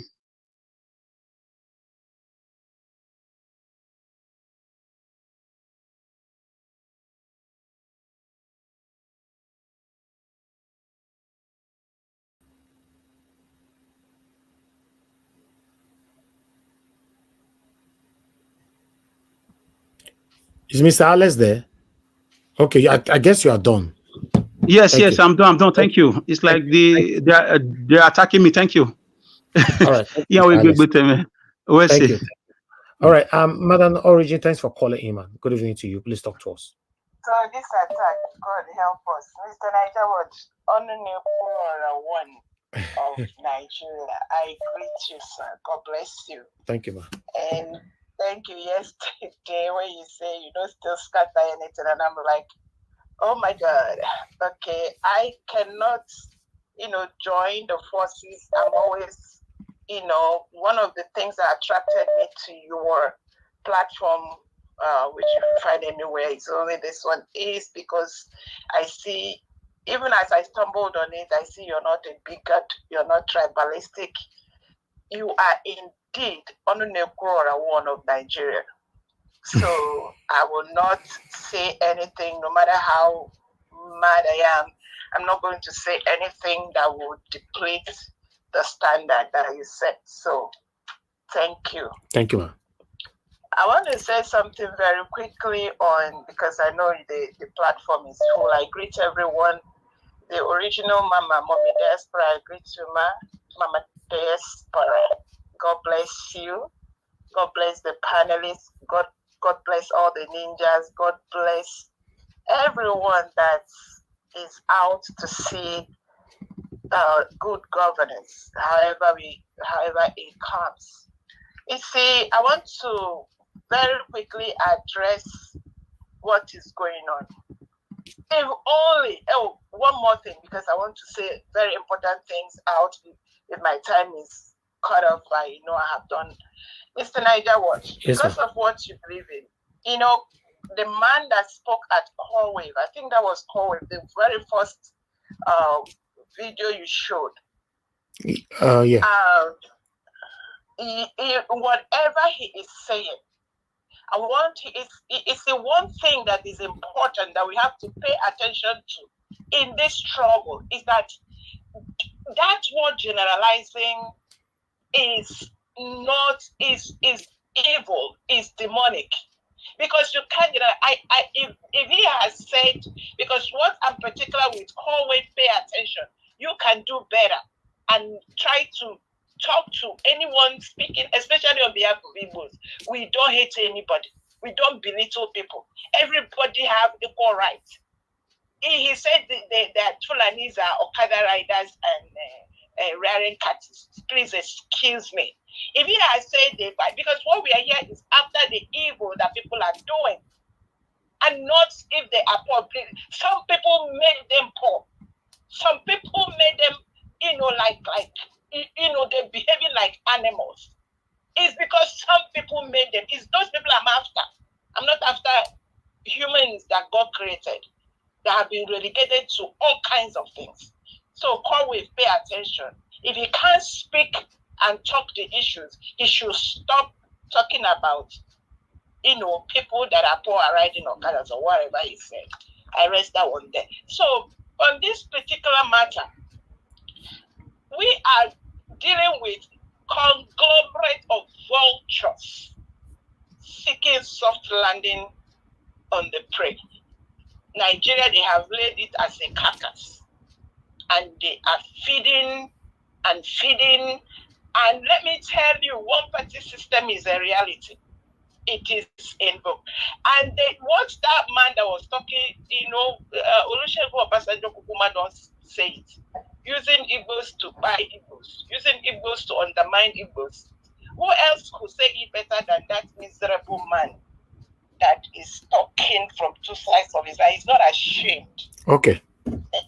So what I'm saying is, these people, they are forcing. Please let us pay attention. From Edo to Igbo land, to everyone, pay attention. The good politicians, they are forcing them. They sent Ganduje to the governor of Anambra, Shetima to Otti, and the other was trying to curse them. Either they remove them or they force them to be in a one-party system. Capital rejectamento. God will not let them. Otti will continue to do his work. He will remain where it's supposed to be. PDAPC is a no-no for the life of Nigerians. God bless you. Thank you, ma'am. Thank you very much. Thank you. All right. I'll take another call later on. Let me come. Madam Patricia, please talk to us, man. Good evening to you once again. Commander Patricia is not there. Okay, let me take this call. Mr. Emmanuel, thanks for calling in. Please talk to us. Good evening to you. Thank you very much. Thank you, sir. Talk to us. Good evening to you. Yes, Shadi, just 2 minutes. The other guy from Nigeria, that Mr. Alex, that spoke before this lady. Mm-hmm. Can you hear me? Yes. Yeah, I can still remember during the presidential election, he was saying that it is very bad for an Hausa man to take over from an Hausa man. That was the major campaign against PDP, that it's not fair for another man to run, another man to take over from another man. So what are you doing in those states? Is it fair for a Benin man from Oredo to do 8 years, another Benin man from Oredo to do 8 years? Is it fair? There's everyone is good for the good, good for the genders. I'm not against the media pattern, but the truth that it will not be fair for a Benin man to do it. It's not fair. I want market, take it or leave it. Or do media pattern will not win one local government. Today, just one more complaint today. I'm in Turkey. I'm not against the media pattern, but that tribe was you can't take it for exotic politics. It was going to play. You can't take away for it. I'm talking about that swing. Aswan never protested before. About taking on the ballot, it's Aswan, Okwewolu, and Apata. People say Aswan, as Aswan ruled the before. It's not your be saying because of us people, Aswan will do bad. You can't just justify that. Who's your candidate, sir? My brother, I'm supporting Aswin Gudalo or PDP. Okay. All right. I'm supporting all my family in a good team to support Aswin Gudalo. He's just for now, the best candidate among all of them. Okay. Thank you. Okay, no problem. Thank you. Thank you, Mr. Mano. Why I call that? Tell the other guy, Mr. S, that what is good for the good is good for the ground. That you cannot be supporting. Okay. You said it before. Thank you, sir. Thank you. All right, Mr. Effie, talk to us, sir. Good evening to you. Good evening, sir. Thank you, Mr. Effie. Go ahead, talk to us. Where else Nigeria was? Thank you. Papa, thank you because you know easy.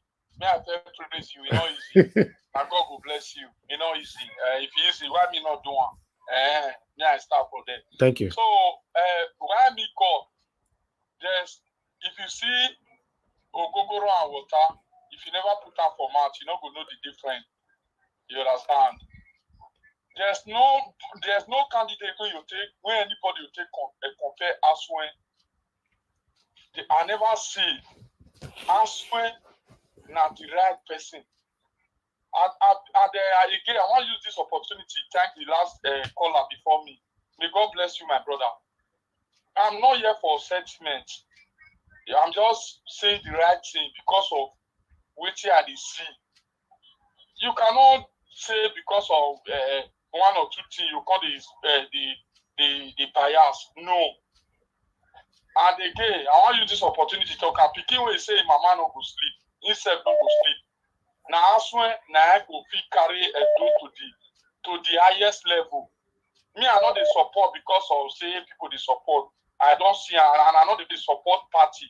And they support that person because of say he's qualified. He have the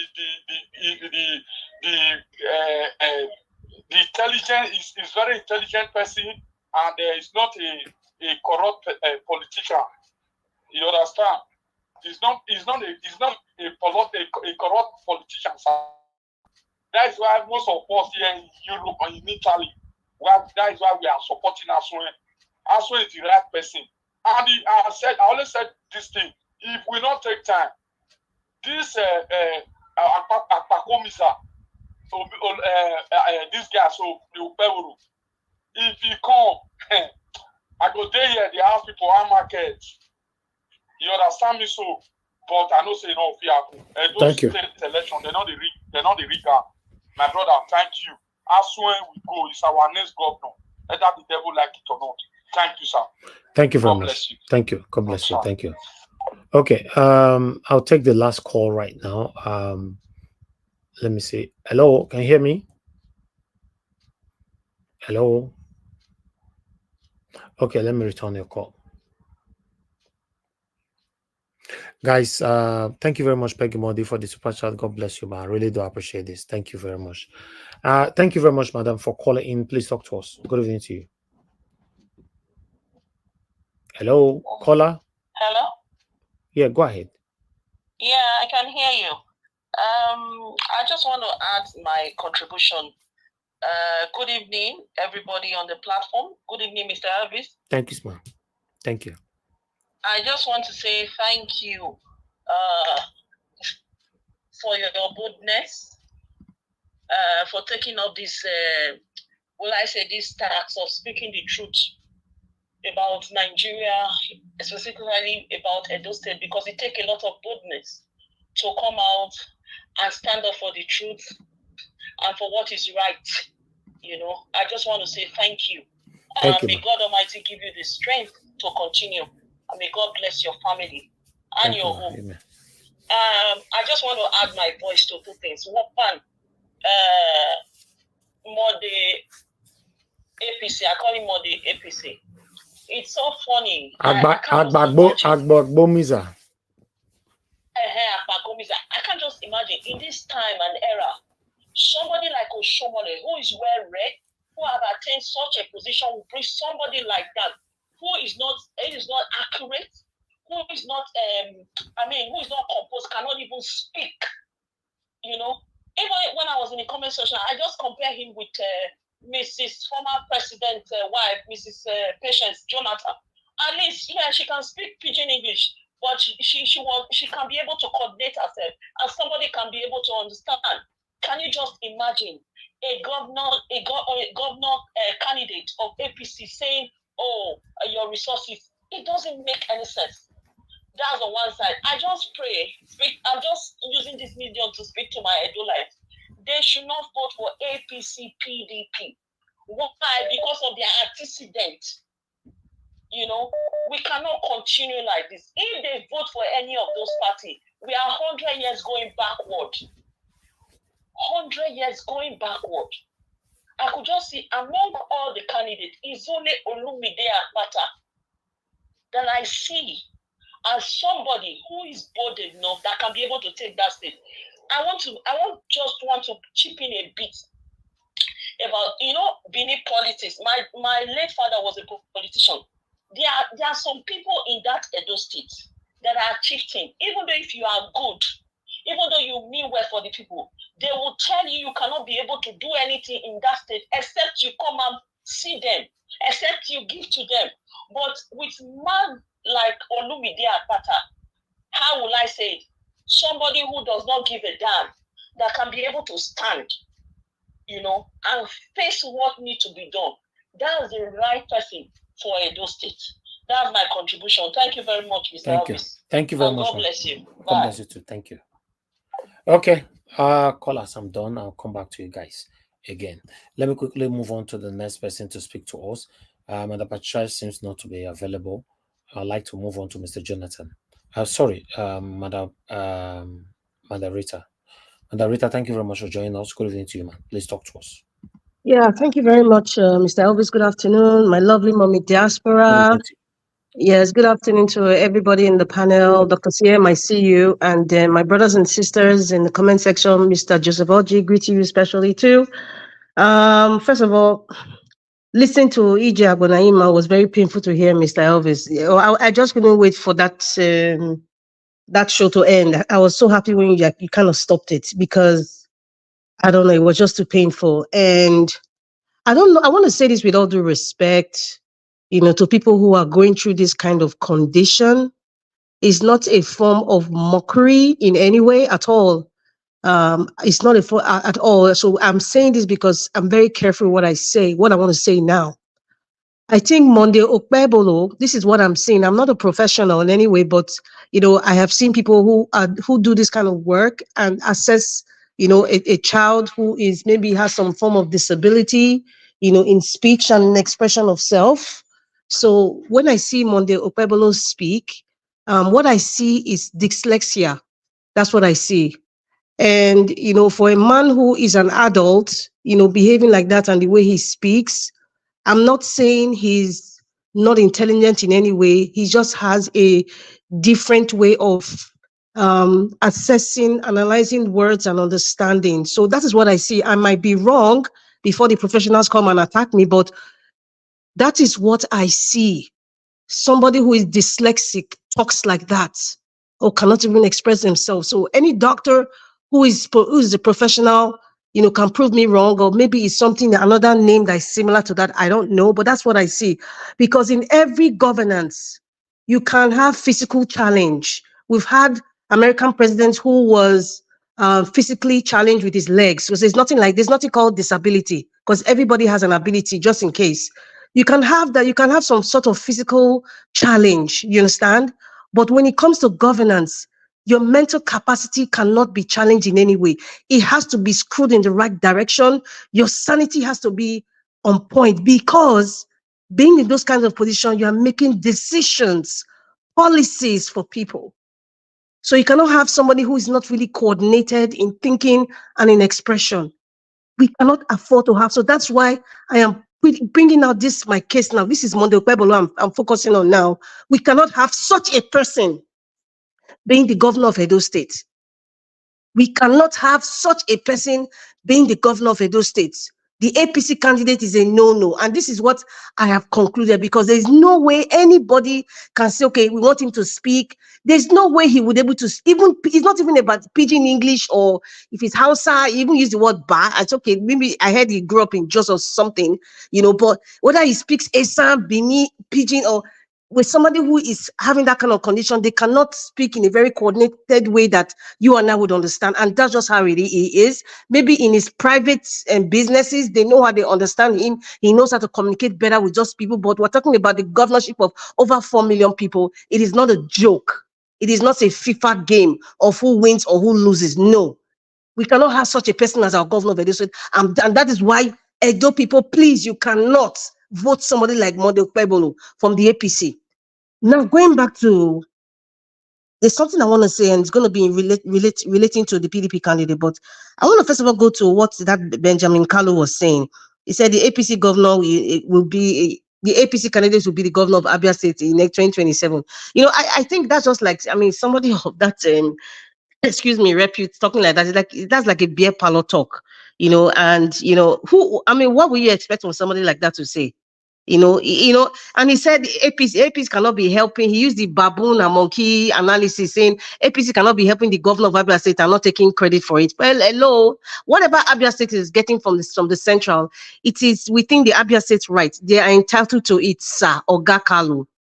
They are entitled to it. Now we're talking about how is the governor using those funds coming from the federal to develop the state. What is the quality of life of the people of Abia State? Alex Otti from the Labour Party is doing exactly that. He's using the money judiciously. I mean, to the best of our ability, we're all seeing the proof. Apart from the electrification of Abia State, the other things that great things that man is doing. God bless that man. So it's not really about APC. I expect that man to talk like that anyway. It shouldn't be like a surprise. However, he's making that statement. Are we going to have a credible electoral commissioner? Because they had the Professor Otti, that great woman, God bless her and her generation, wherever she is, that stood up against intimidation and bribery. She stood up and stood for the right thing. So if Mr. Kalu is saying, is it trying to tell us now emphatically that APC will win because they will not bring somebody like Madam Professor Otti? We are watching, we are seeing. But however, Abia State people are the ones that will make the decision, Oga, except if you want to cheat people by bringing a wrong commissioner. Because I don't think any wrong commissioner want to do rubbish in Abia State. Because I know Abia people, they are ready for any nonsense commissioner that want to cheat them. Because Alex Otti is going to take his second term. Because he's doing what the people actually want. And he's doing it very well. That's on that side. Now, Patutomi. No, I'm not going to talk. Maybe in my second, I'm in my second round, I'm going to talk about Patutomi. Now, for Yaya Bello, you know, it is very obvious. See, Kogi State is part of Nigeria. Yes, because it seems like as if Kogi State is abandoned, is not part of Nigeria. Even, what's the one that calls himself senator from Kogi Kaba, local government that's now in Dubai or Morocco the other day. He's not even talking. And he's a PDP man. He's not even talking. So has he given up all of a sudden, you know, from giving up on the Kogi people because he's in opposition? Why can't he speak? Has anybody gagged him? Has anybody threatened him about the properties, Dino Melai, or whatever it is they call him, the properties or whatever he's doing? Is that why he's quiet? Because we expect, you know, the braggadocious person like Dino to be talking and be screaming above his head about Yaya Bello and the nonsense that's going on in Kogi State. He's been silent. So you see, people, these politicians, only when it favors them, they talk. When it doesn't favor them, they don't, or when they are threatened by the atrocities that they've committed, they keep quiet. Dino Melaye is a total example of what we have just seen happening in Kogi State now. All he's doing now is showing himself in Morocco and Dubai, showing off his wealth, and then people think it's okay. It is a lesson. It's not just about Dino now. It's to tell you these people don't give a rat's behind about you.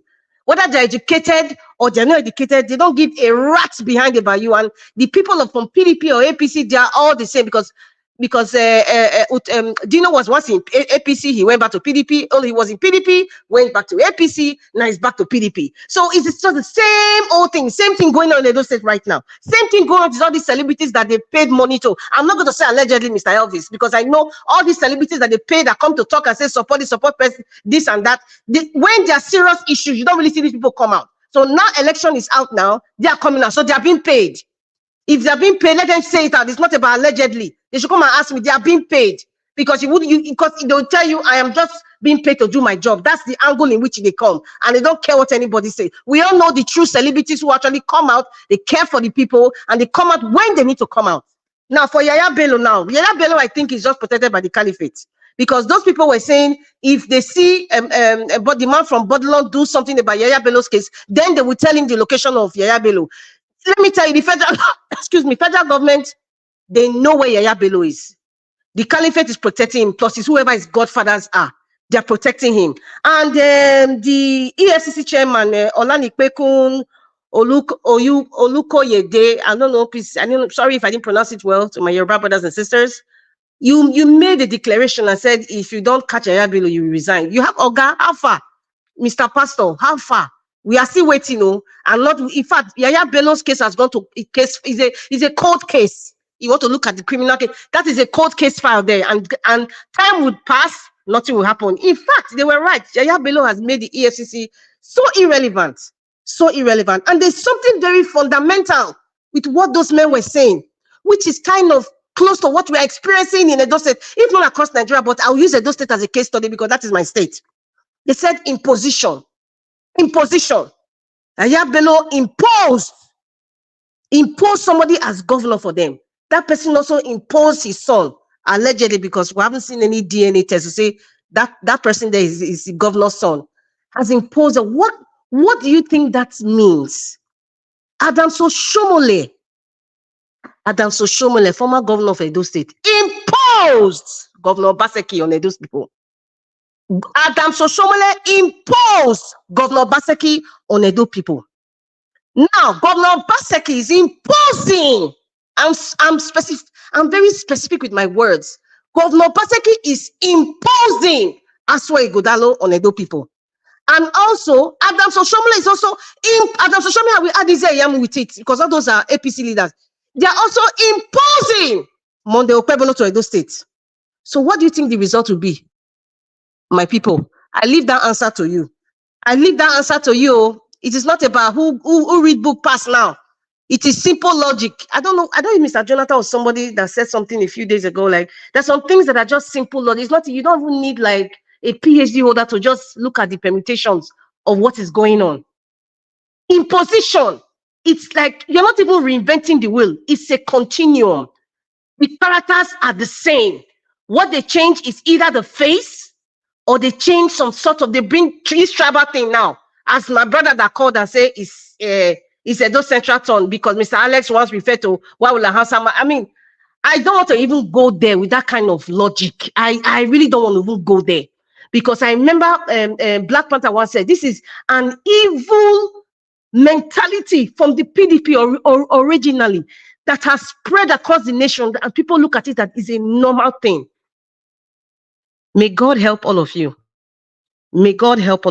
And if I still have time, I might talk a little bit of about yes, the man that was talking about the NDIC. What is his name? Honorable. 1 minute okay, left. Honorable Dr. Abdul Karim. Is it Abdul Karim Abdul Latif? You know, who was talking about bringing. He went to TBC. That's Tinubu station. If you read that, I look at the man's resume. You know, it is a fellow. What he has over 60, whatever. Fellow here, this, that, Alpha here, blah blah. Former commissioner Lagos. That is a typical protege of Bola Ahmed Tinubu. Take it or leave it. Everything that he said there, I was just laughing.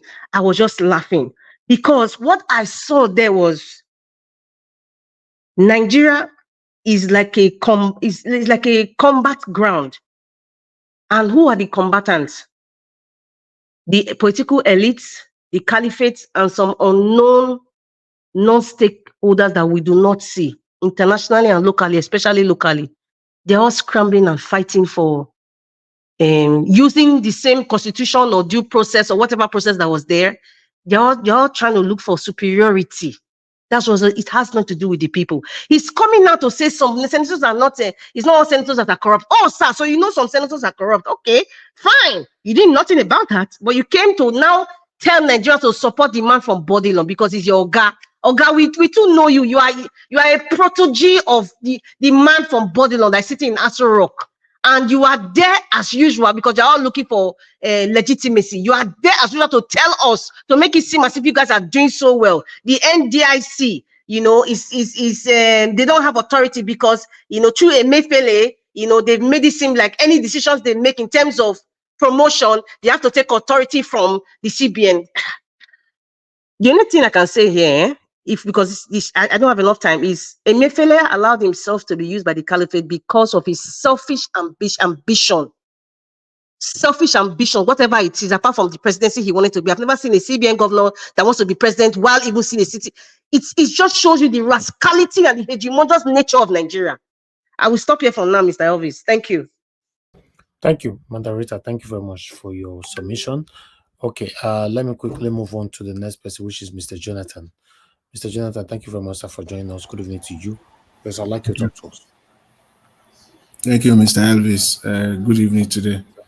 I greet you. God bless you, Mr. Elvis, and for the good work you are doing. I greet all the fellow panelists and those on the comment section. Mommy Diaspora, I greet you, man. God bless you abundantly. I greet those that are listening and those that are all the callers. I greet everyone. Welcome. I just want to say this, you know, when Madam Rita says something, yeah, she was referring to a comment. I think I made that comment when I said Nigerian politicians are too very easy to know what they are doing. They think they are smart, but they make it so easy for people to know, at least intelligent people, to know, to see their wickedness, their cruelty. It's so easy to identify. You can see it in broad daylight. But to them, they are thinking that they are hiding it and they are doing it in a very systematic, you know, way. But because of the corrupt nation of the state of Nigeria, Nigeria is a country of deception, is a country of lies, a country that is chronically lawless. We have a government that is lawless both locally and internationally, to the point where they believe now, they lie to themselves and they are now believing it. This seizure of the presidential jet, or whatever you want to call it, they are even thinking in their head that they have a case somehow, somewhere, comparing it to other, you know, previous cases, and you see there some of their surrogates even coming out to say something in that, you know, in that direction. That's how far they have lied to themselves, believing that it's not going to happen. You will pay the money. You will pay it. Let's say the truth. Let's say the fact. Nigeria will pay the money. Or you negotiate. You have to negotiate your way out of it, and then you can come out to tell us the lies that you have succeeded somehow. So no, you have to go and negotiate it. You cannot bulldoze yourself and say you want to get out of this. No. And that is the nature of Nigerian system that we have, where the reason, again, I will go back to it again, why we must de-emphasize attention on the central government. There is no need to focus on them. There is absolutely no need. The earlier we do that, the better for us. The earlier we begin to pay attention to what is happening in our state, in each and every state, paying attention to what is happening at each and every local government, the better for us all. In fact, I will even say that the earlier we begin to pay attention to the finances of each and every state, just say it straight away, just to be direct, the better for each and every one of us in Nigeria. We can't, you know, spin ourselves around it and think we can talk ourselves around it. No, it's not going to happen. We must pay attention to what is happening in each and every state, each and every local government. That is the only time that we can have progress in that country.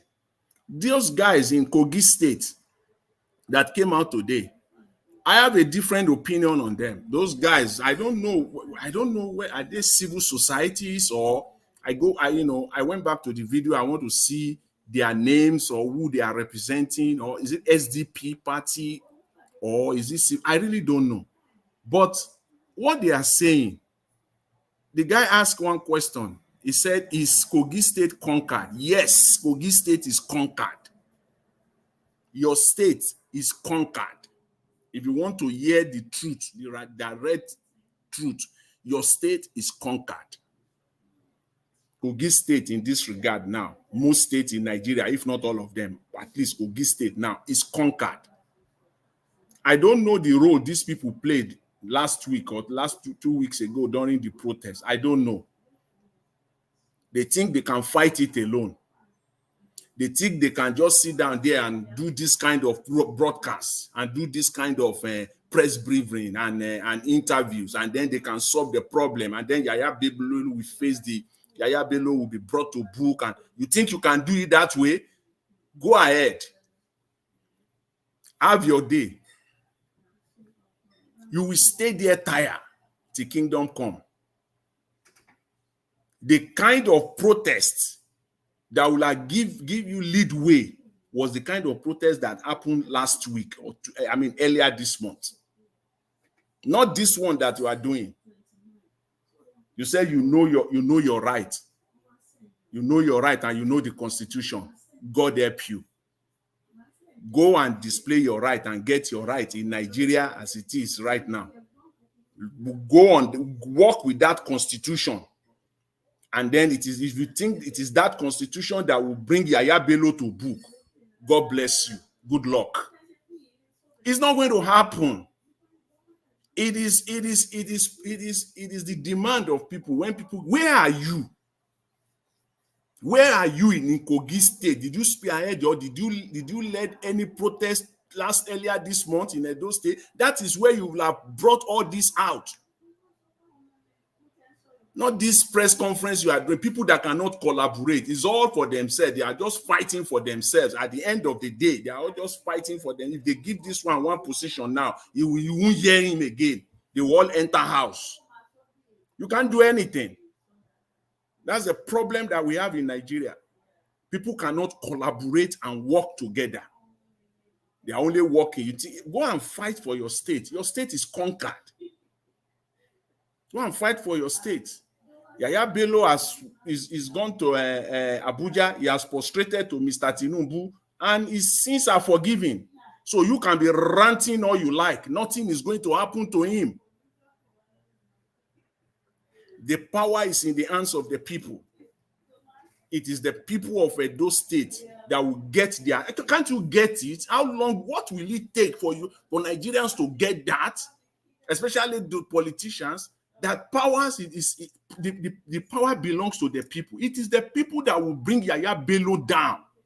It is the people that will make Yaya Bello to face the law. If you think it is one constitution, one 1999 constitution that you think is going to make that happen, or one EFCC that will make that one happen,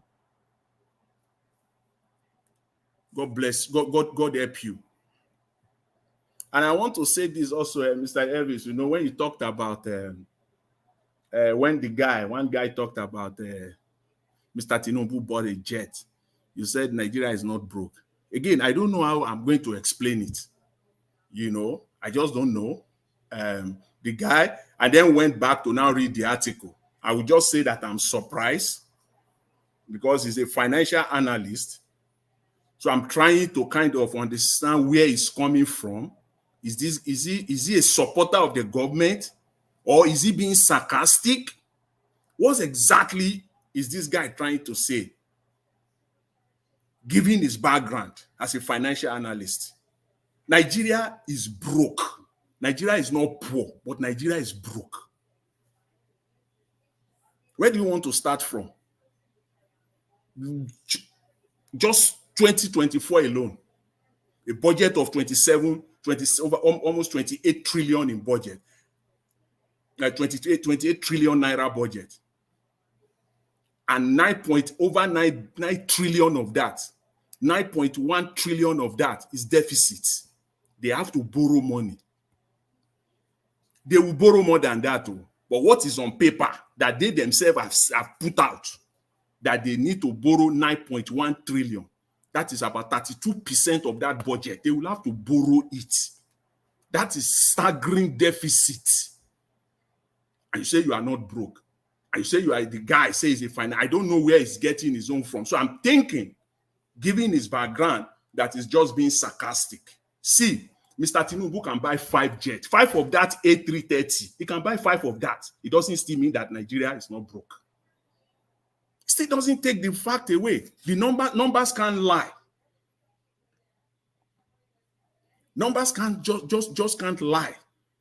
If somebody is earning a salary of $5,000 every month, but is owing the bank $30,000, but is still getting a salary of $5,000, and then you say that person is okay. But the person has inheritance that is waiting for from his father or from his family. So in that case, he's not poor. Nigeria is not poor, but Nigeria is broke. Tinubu can buy 5 of that jets today. It doesn't mean as of today, 1 year. He said in 1 year, Tinubu has bought a presidential jet. He forget to add that also in 1 year, Tinubu has borrowed close to $15 billion. So if you are telling me where the money comes from, I don't need an angel to tell me that. I know where the money comes from. It's not his money. It's not Nigeria's money. It's deficit money. That's what people like him, given his background, should know. Unless he's playing one game somewhere, giving that statement that he made. And given his background. Nigeria is broke, but Nigeria is not a poor country. But as of today, okay, let's leave that one alone. Go to the student loan. Nigeria will need about 200 billion. That is it, 200 billion, just to service half of the students that are registered in Nigerian universities. There are about 2 million students registered in Nigerian universities. Let's say only 40% of them are getting that loan. Nigeria will still need 200 billion every year just to give them that student loan. 200 billion every year. If not that, they are going to borrow money to be doing that. People are saying it every day, in the morning, in the afternoon, in the night, that there is crude oil theft. Nigeria is supposed to be producing 1.8 million. It is only about 1.1 million. The rest is being stolen. So please, let's just get it straight. These are the facts. And finally, Mr. Elvis. Thank you. Finally, I will just say this on a part with Tommy. He said something, and I will just quote him, and then I will use the next segment to talk on it, to talk further on it. He said, and I quote him, he said, our problem is a failed rational public conversation. We have failed in having the right conversation with respect to our focus being on the state and the local government level. We have failed tremendously in that area. Rational conversation, on public conversation. We have failed as a nation. All of us have failed, and until we focus on that, we have not started. Thank you very much, Mr. Elvis. I leave it at that. Thank you, Mr. Jonathan. God bless you, sir. Thank you. Okay, Oga, before I call on Oga Prince, I'd like to appreciate Mr. Joseph, Oji, Peggy Modi, Jaja, Jeko Obedient. Thank you very much for the support on the channel. Now, God will bless you. Now, guys, press on the like button. Let our voices go far. Oga Prince, please talk to us, sir. Good evening to you. Yeah, good evening, my brother Elvis. Thank you. Good evening, my fellow panelists. Good evening to Nigeria. Yeah, depending on where you're watching from. Yeah, I appreciate every one of us for our contribution. I just want to speak concerning, is it the Deputy Speaker of House of Rep? Sometimes when you see these people come out to speak in public, there is something that is giving them the power. What is the power they have? They still believe in rigging, using power of incumbents and the federal might to take over power. Similar thing, I'm looking at Edo State. Why is APC running around and they so believe? If you look back, you can remember a video of a president told them, he has promised them, the president of a country, of Nigeria, has promised Edo people that is APC, that is going to return the state to them. And so people take that lightly. I have said time without number. I'm a man. I find my way into power against all odds. Today I'm in charge. So what do you think you can do? So the system, the electoral system. Bro, Elvis, I was thinking you are going to play this video about, I don't know if you watched Sunday Politics yesterday, or Osita, about the things they find out from ANEC regarding the Imo State election, Bayelsa State election, and the Kogi State, the off-cycle election that just happened. The next one now is coming to Edo State. We think it's a joke. I've been crying about this thing, shouting and be talking so many media that we need to look into this. We are part of the problem. We are not focusing on those people. The INEC officials, it's a big problem. People who cover those elections are a very big problem. How people influence you will see them add numbers to even something that the people they accredited for them to vote, but at the end, which the beavers will take, as they acknowledge the beavers to be the final thing. So that one will capture maybe 200 persons. But when the election will come out, it will bring out over 400 persons voting. And they will declare that result. And we think it's a joke. Well, they will still do these things until you go to court. So we need to wake up and begin to look at these very things. If not, it will be a problem. If you like, shout from here, and say they need the rig election for Edo. I doubt. There is no place they don't rig election in Nigeria. Nobody is a saint. Both opposition, both people in power. If you give the opposition power today, they will do worse thing than the one the people in power are doing. This same set of people in power today, 1999, they were in opposition. They attack Obasanjo every angle. They attack Goodluck every angle. They go against every policy with Prophet Liar Muhammad. They do everything they want to do. Condemn every policy Goodluck will bring. They enter power. Nothing. They were unable to do anything to Nigeria people. We are still where we are today. They are the people in power. Subsidies for the poor people. They are the same people who came. They have removed subsidy without plan. So these are things you look. When people are in opposition, you see them talking as if they are angels. But just give them power. They become something else. So the Deputy Speaker, House of Representatives, is saying those things because he knows what they have discussed in the back room. They are taking it. The man at the top had told them, grab it, run away with it. So he's not Savalakat. He has told them. So all of them are coming with those ideologies. They are coming with those mentalities. So it is a do or die for them. So when he's saying it, they mean it. So you ask, which way are they going to take?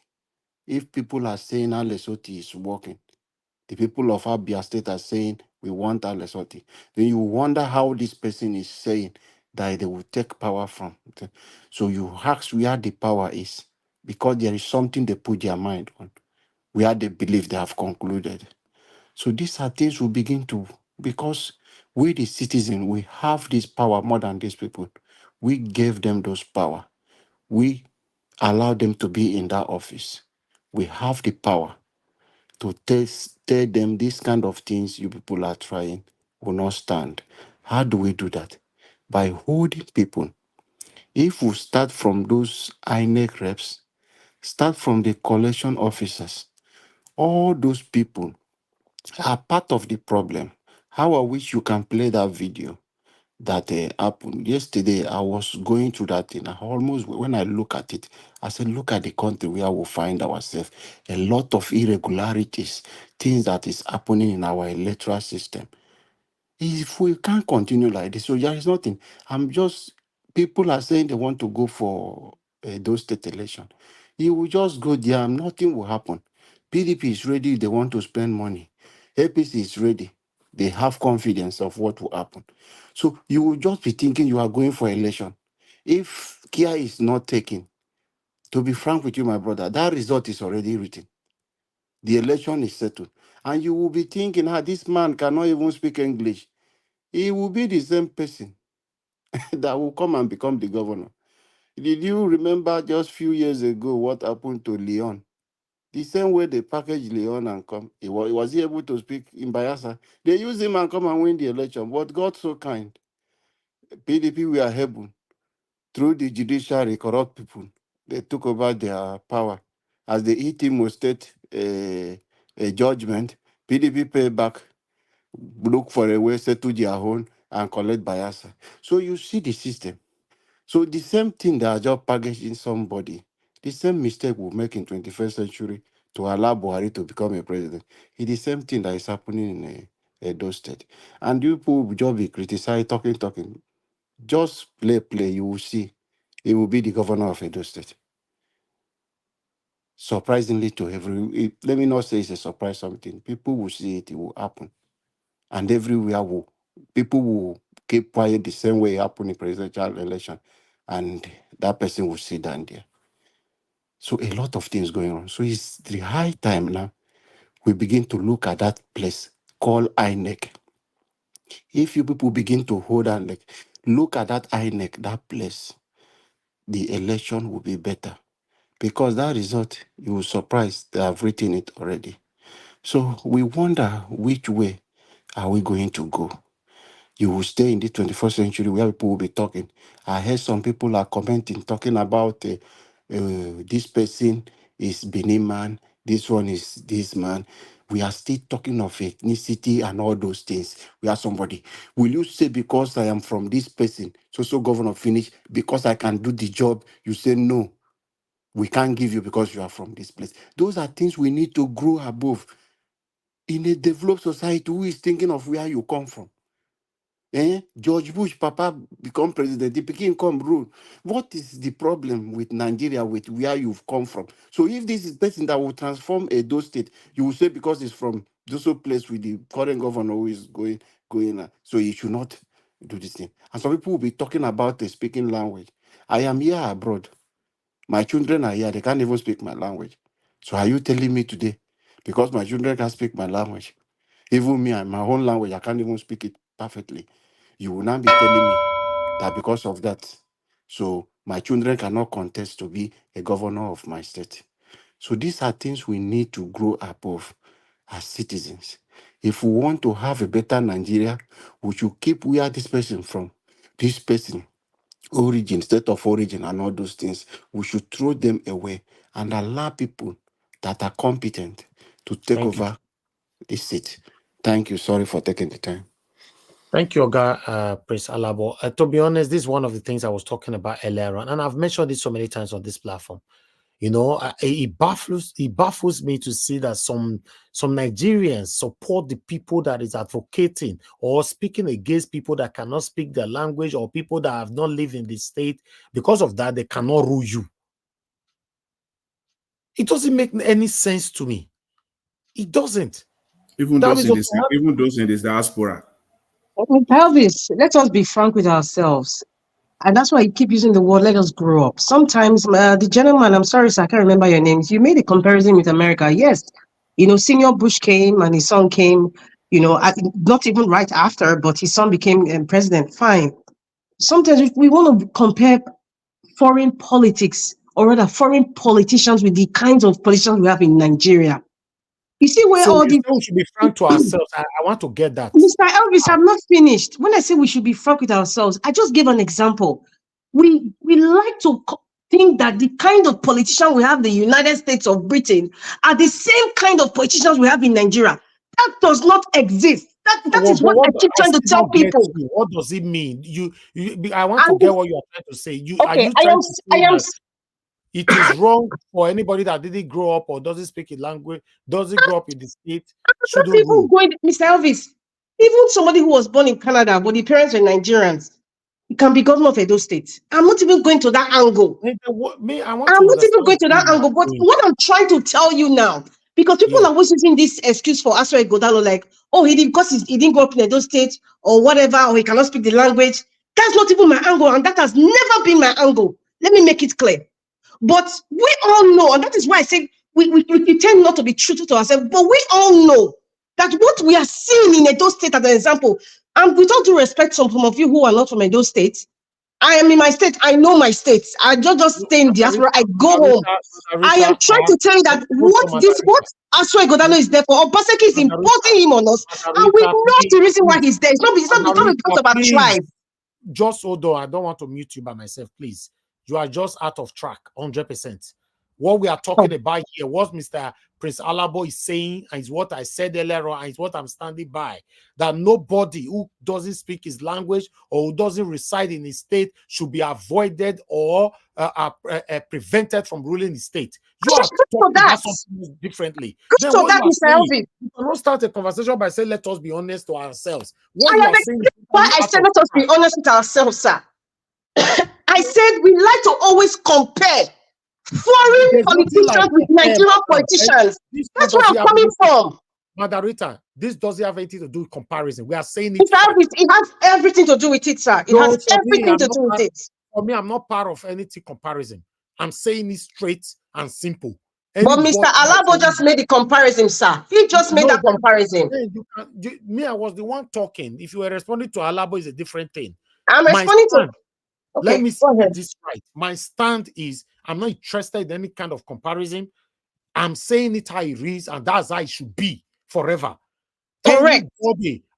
Nobody can tell me now that my son cannot become the governor of Edo State tomorrow, or my daughter cannot become just because he didn't grow up there, or he doesn't speak the language. Yes. That's my stand. So then we're talking about two different things, sir. You cannot say let us be honest to ourselves. Like what I was saying is not aligning.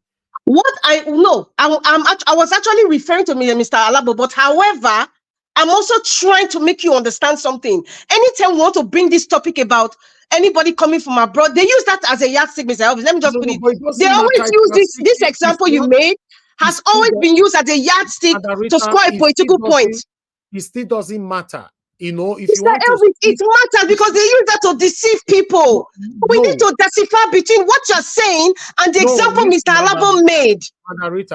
Margarita, if you want to speak on that kind of issue, I'm not telling you how to speak, but the appropriate way to speak on that kind of issue is by saying that, yes, I agree with you in terms of using the language or the resident of the person or where the person have been all his life against the person. Then you cannot come in. Obaseki want to impose or no impose, but you cannot just generalize everything about Aswan or all this. Nobody should use it against Aswan. What is it called? That they cannot speak their language. No, I'm not in support of evil. Olumide cannot still speak our language properly. He can only say, well, yeah, this, that. When you want it to continue from there, it cannot continue anymore. And nobody should use it against them. Nobody. Mr. Alvin, thank you very much for saying that, because I have said when we started this topic months ago, I said our first language in Nigeria is English language.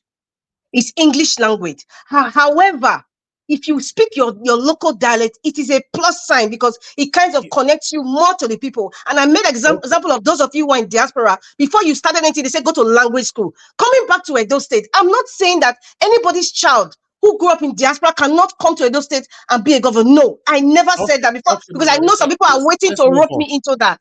Yes, but what I'm saying that it has been a yardstick for Pebolo, even Olumide Akpata, you just said now, and even Aswe. It should be stopped. That is my point. And we're comparing American politics and Nigerian politics. Thank you. Rita, you are already wrong. You should accept that. You are just trying to beat around. Can you explain how I'm wrong? Hold on, Mr. Elvis, can we clear this? How am I wrong? No, you were wrong by coming to a topic, and I'm giving a submission. You just come in by saying, let us be honest to ourselves. Then you now started saying the Obaseki want to impose us. Well, I'm not interested about Obaseki. I disagree with you. Nobody can deny my child from ruling my state just because he doesn't grow up there or he doesn't speak the language. I will forbid that on earth and in heaven.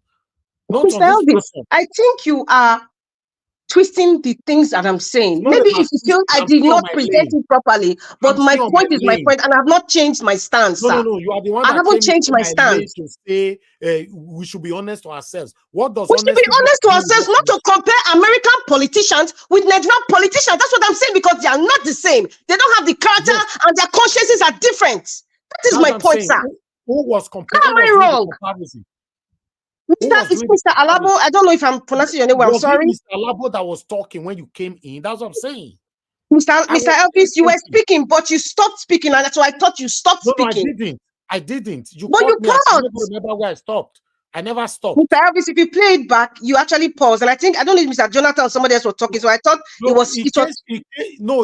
please, I want to pass this message to everybody on this panel.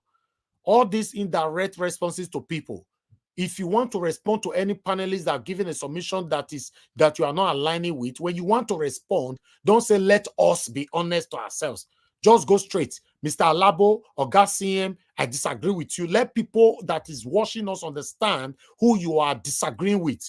When you are not generalizing, let us be honest to ourselves, and you are not calling the person out directly. Any other person can be affected, like the way I'm affected right now. Mr. Elvis, I'd like to tender my apology for if you felt I interrupted you, because I actually thought that you actually paused. I don't like interrupting when you are speaking, but for that, yes, I would say I am sorry about that. For my explanation, yes, I stand by it, sir. Let me put this clear. Anybody whatsoever that is against anybody that doesn't speak, any Nigerian that doesn't speak the language, or the person did not grow up in Nigeria, stopping them from taking any political office, the person is satanic. You cannot tell me the person don't know the village, the person don't know this one, the person don't know all the people who know your village where the rule you since Nigeria was created. Where they don't take you go to today? All of them will know the village, will know Sakmo Barrows, will know Oliya, will know. Tell me what they have done for Edo State. All the people will know Ajegule, will know Yenokpaja, tell me where they don't take you go for Lagos State. We should, it is time we say it how it is.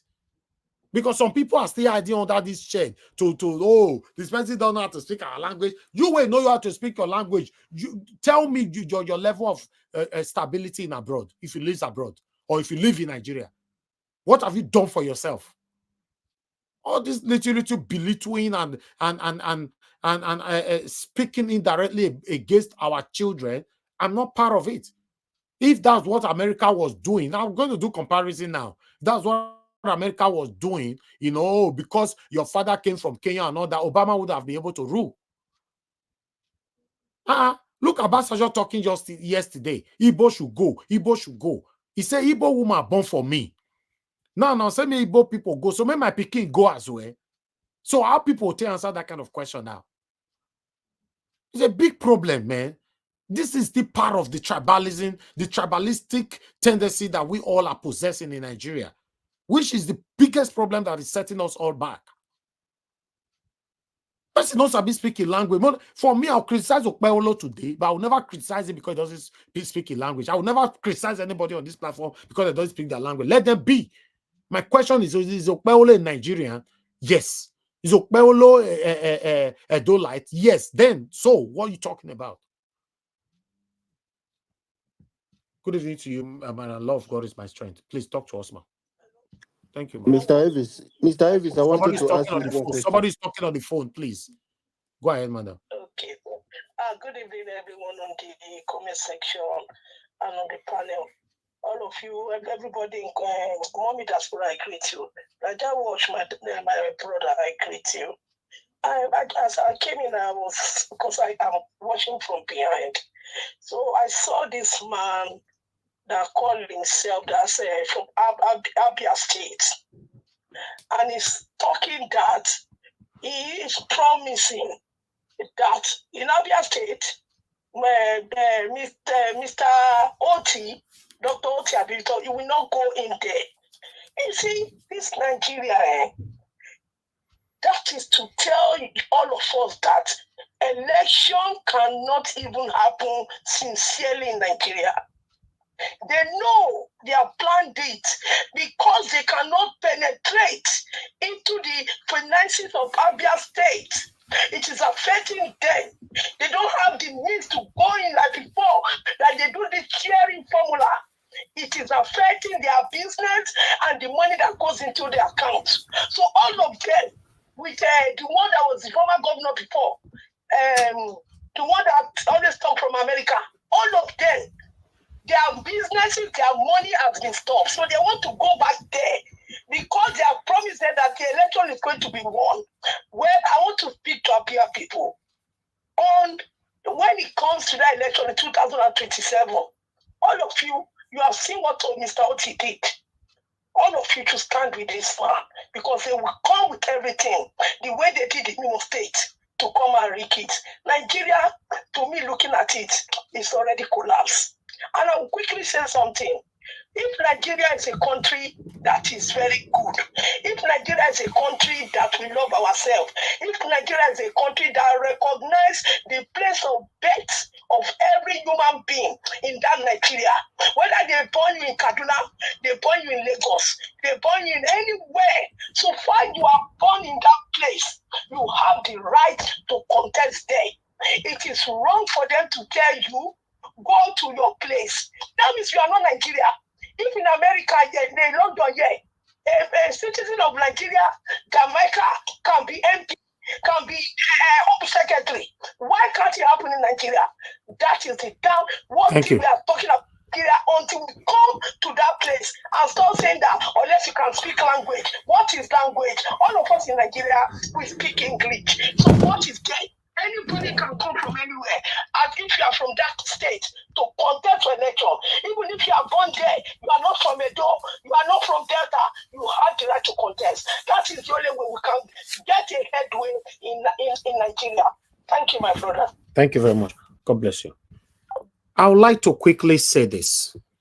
I want people to understand that the word grassroots, because most especially from my state, we've been using this word all the time, the word grassroots. We want a person that knows the grassroots or a grassroots person or whatever they are saying to take, to be the next governor of those states. I want us to ask ourselves, all these satanic people that we have been choosing as grassroots, what have they done for us in those states? All of them. Grassroots. He doesn't know how to speak his language. The other one is the grassroots. He knows everybody, knows all the corner, you know this. Then we end up putting the person. What have we benefited from this satanic grassroots? We are not even sure if the only thing that will make Nigeria to become better, that Nigeria of our dream that you and I are praying for or working hard for every day, it might be your child, my child, or even one of us that have lived abroad for so long, almost all our lives. You never know. So now what tell me now, say someone like me now tomorrow, I say I want to become the governor of Edo State. Now someone will tell me, say, no, now you can I day all your life. Eh? Not going anywhere. Because the hypocrisy is just too much. It's too much. All the people who now say no na corner, no na village, no everywhere for Edo State. Now tell me where they don't take us go. Please, the 3 front runners in Edo State now, next month is election.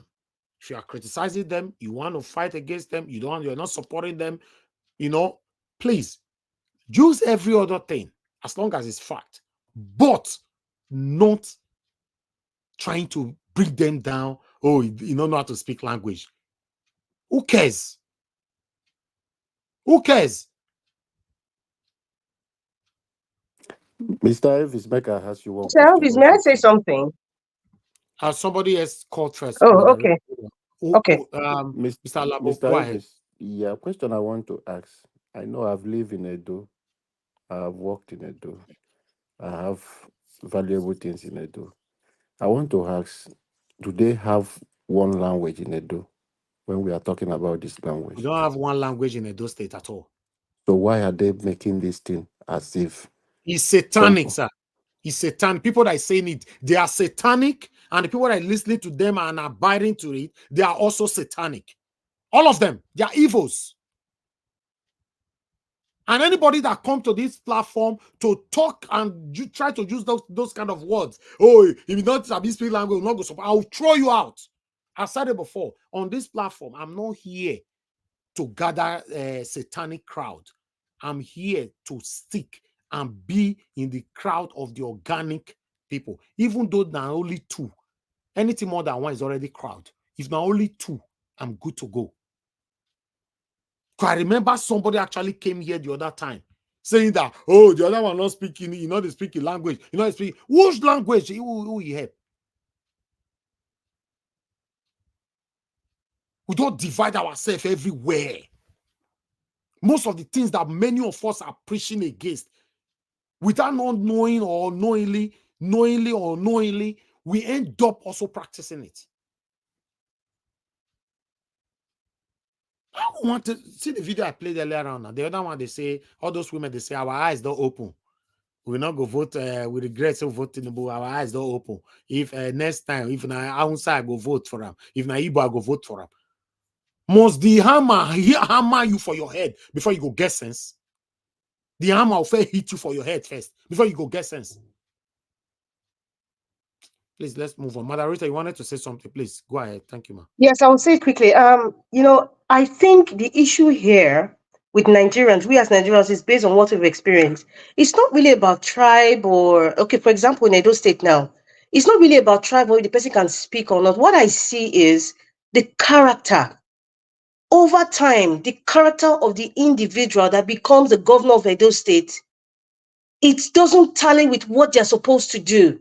And that is why when they see that someone like Oshomole now brought somebody, I remember doing Obaseki first, and they were saying, oh, you've just brought a man from Lagos, blah, blah, blah. Someone say, oh, you know, he doesn't behave like a Benin man, blah. They were saying all kinds of things. And then they now saw the character, how the disposition of Governor Obaseki within the past 8 years. So therefore, any person that is even similar, so Obaseki has actually spot that template. And that's why they are using that thing now to score a political point. Everybody that wants to use anything should go and use it against Obaseki and let the hypocrisy is just too much in Mr. Elvis, you see, when you say they should use it against Obaseki, you're not being fair or straight. Let me put it that way.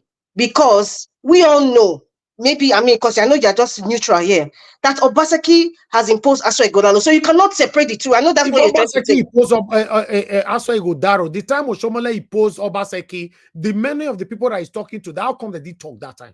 What I'm talking about, I said character. This is what we're going back again. It's the same thing, character. People have seen it over time. So, like, what are you going to tell me now that is different? And so they're using it to score political points across the board, which is very bad. And I'm happy that you are stating that. Listen, let us not, even if on this channel they can do it elsewhere, but like, let us not use this one cannot speak language to make your point, because it wouldn't make any sense. Right now is the character of the individuals, the people who are bringing them that matters, because you cannot separate the two. Thank you. Yes, if you want to, you know, talk about these people, I'm not interested how you talk about them, but that, you know, they speak language, to me, that will trigger me. I don't just want to hear it from nobody on this platform. With all due respect, anybody, if you know, say I don't offend you in advance already, now no problem.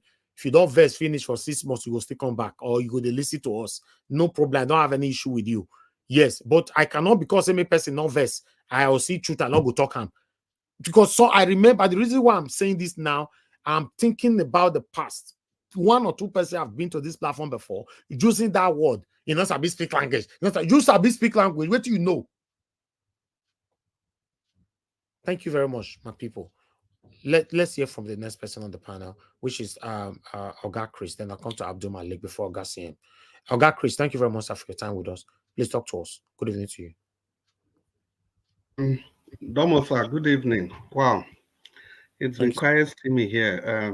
It's good to start another week with you guys again, the good people of Nigeria Watch family.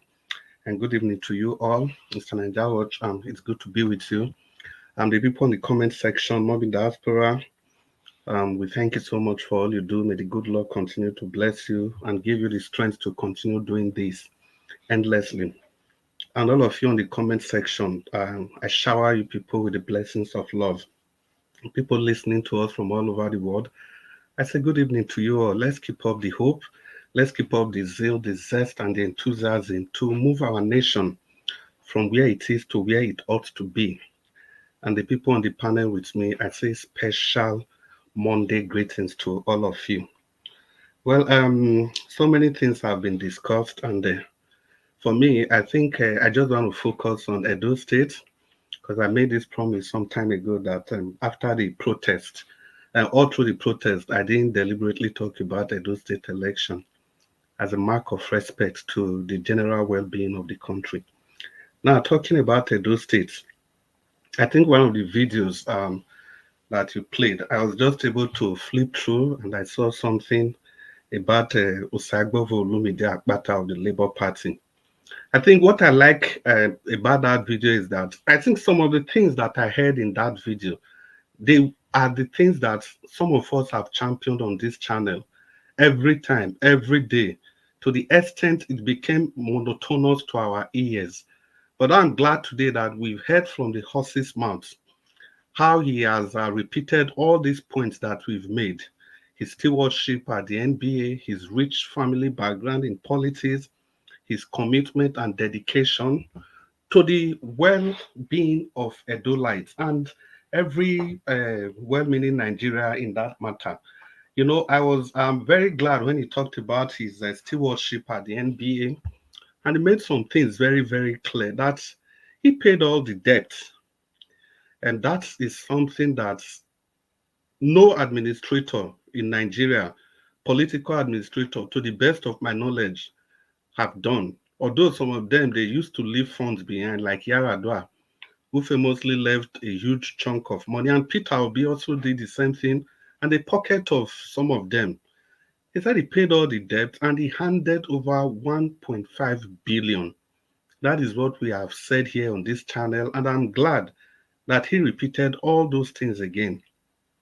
And he told us how the way he affected the life of the NBA members spread across the 36 states of the Federation, with over 100,000 lawyers in that association. So, you know, because I remember mentioning that the complexity of the NBA is arguably more complex than a state like Edo State. Yes, I say that with all sense of responsibility. Because when you are dealing with over 100,000 learned colleagues and you are able to kind of make them believe in you, you are able to make reforms, electoral reforms, you're able to carry all of them along. And at the end of the day, you'll be able to give account of your stewardship without any blame, without blemishes. So it means actually you know what you are doing. It means if you are situated in the center of governance in Edo State, it means you can do a very good job. Now, I need to make clarification about the complexity that I tried to draw a nexus with. The reason I said that is that, you see, you have 36 states of the Federation, and there's so much tribal politics going on at the NBA. You have people from the Northwest, the Northeast, the Middle Belt, the North Central, lawyers, barristers from all sections of the country. They all come, no matter how learned they are, they come with their tribal shenanigans. And if this man was able to navigate and negotiate his ways through these people and made everybody to speak with one voice, I think, to me, that level of complexity is arguably, again, I use the word instructively, it's arguably more complex than whatever challenge is going to face in Edo State. So if you can do this at the national level, it means this man can actually take us to El Dorado. And like some of us have expressed here, that we may not like the leadership style of some people, whether some people are just too arrogant, while some people are just too gentle. But I think this man is a fine blend between being very, very outspoken and at the same time being that angel that some people so desire. So that is why it wasn't difficult at all when Mr. Naija was threw that question to us long ago, that whether you like it or not, there are going to be 3 people that are the front runners, and one of these people is going to be your governor. And Mr. Naija asked us then, who amongst these 3 are you people supporting? It didn't take me anything for me to say I'm going for Barrister Sagbovo Olumide Akpata of the Labour Party, because it was clear Obaseki just imposed, what's his name, Aswe Godalo, on the good people of Edo Light. And Obaseki was imposed on us by Oshomole. And of course, we know the rots in the APC, how their candidates came to be. So I just knew those 2 were out of the way. It didn't take me time to go for one out of the 3 candidates that Mr. Naija presented to us as at then. Now, if I say present, I'm not saying that he said we must choose from those 3. No, he just made that statement. And so the rest, like they say, is history. Now, the reason why you cannot tell me that Obaseki has not failed woefully, if we take just one infrastructure, that is water.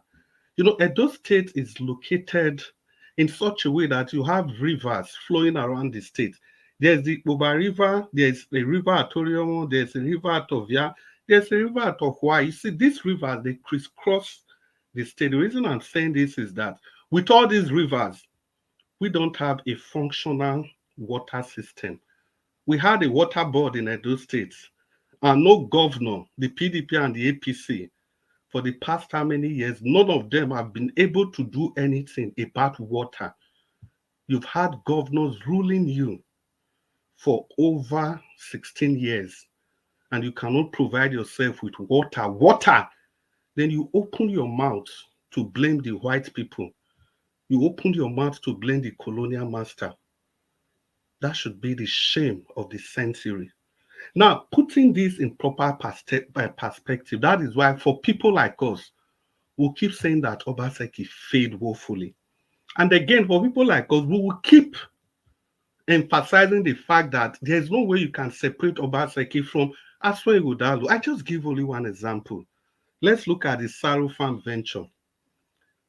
Once again, I cannot stop thanking Mr. Jonathan, because he first raised the debt burden of Edo State, and because of that, it stimulated some of us, and we started looking and flipping through the pages, and we saw what debt Edo State is laden with.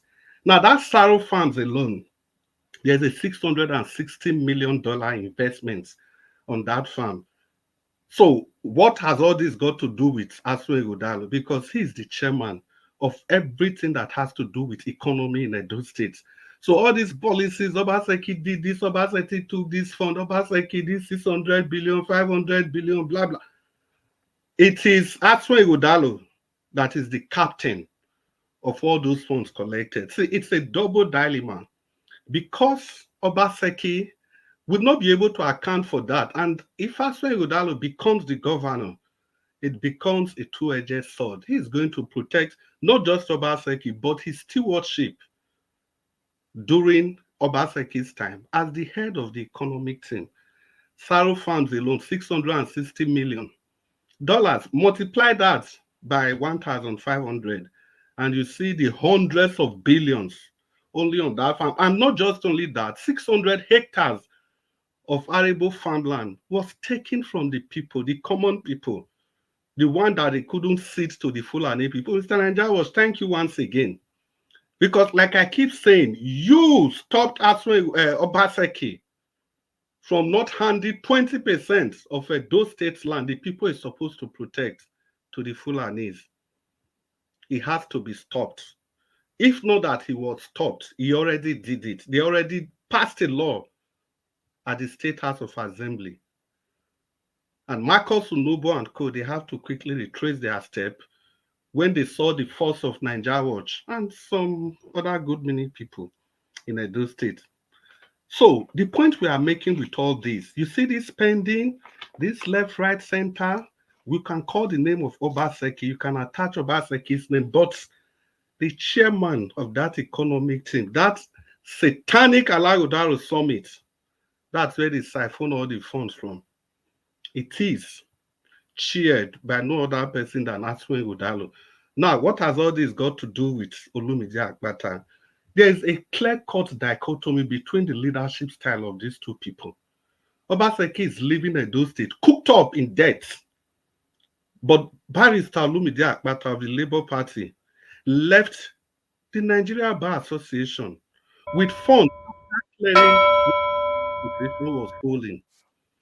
Well, I'll just round up with this. Edolite, be wise. Vote Barrister Sagbovo Olumide Akpata of the Labour Party. He's the clear difference between the PDP and the APC put together in this election. Mr. Nanjawosh, once again, thank you and good evening, Nigerians.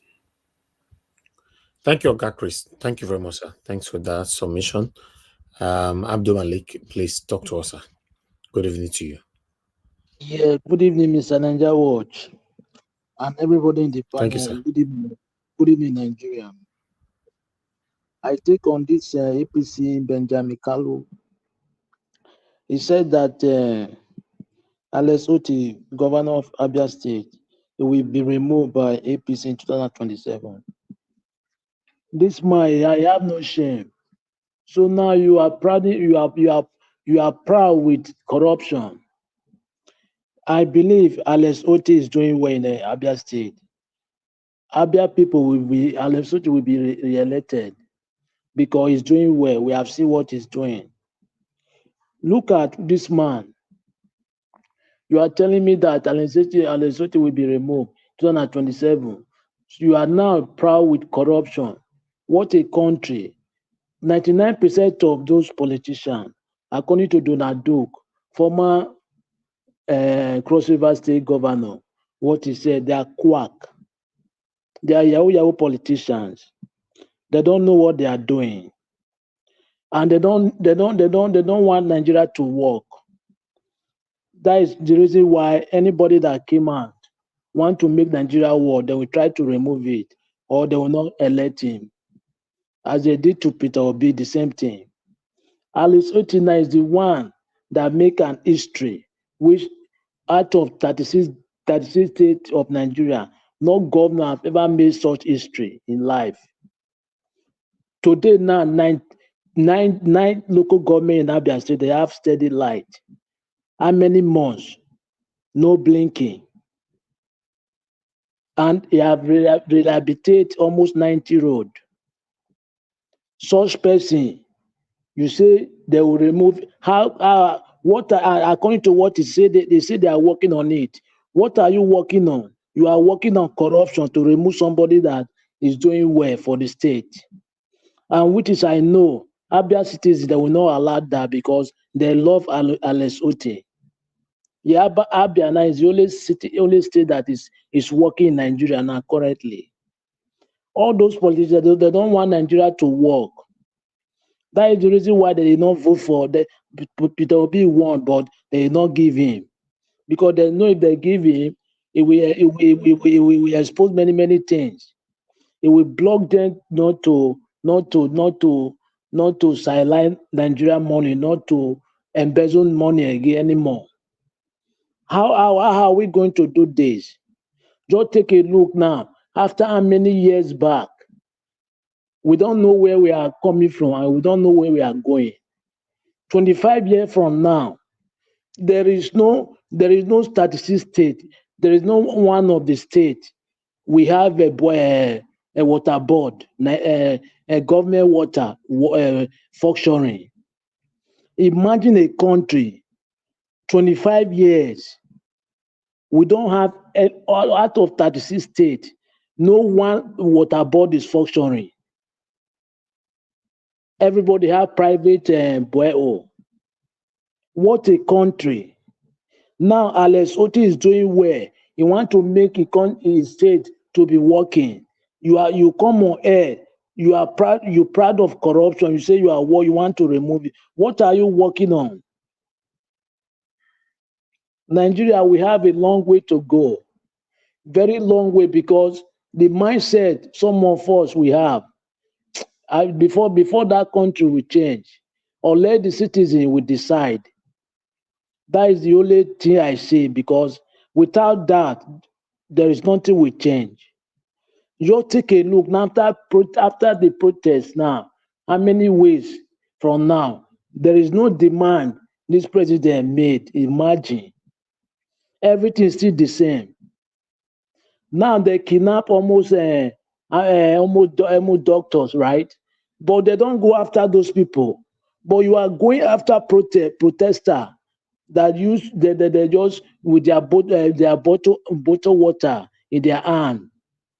But why can't you go for those people that the terrorists adopt, all those doctors? What a country. Where are we going to? Well, where are we coming from? How are we going to change this? Because our people are suffering, majority of people in the country. It's only few that are enjoying, which is the few that enjoy. They don't want the country to be work. A country that have what it takes to be the best in the world. But look at what Nigeria has become today.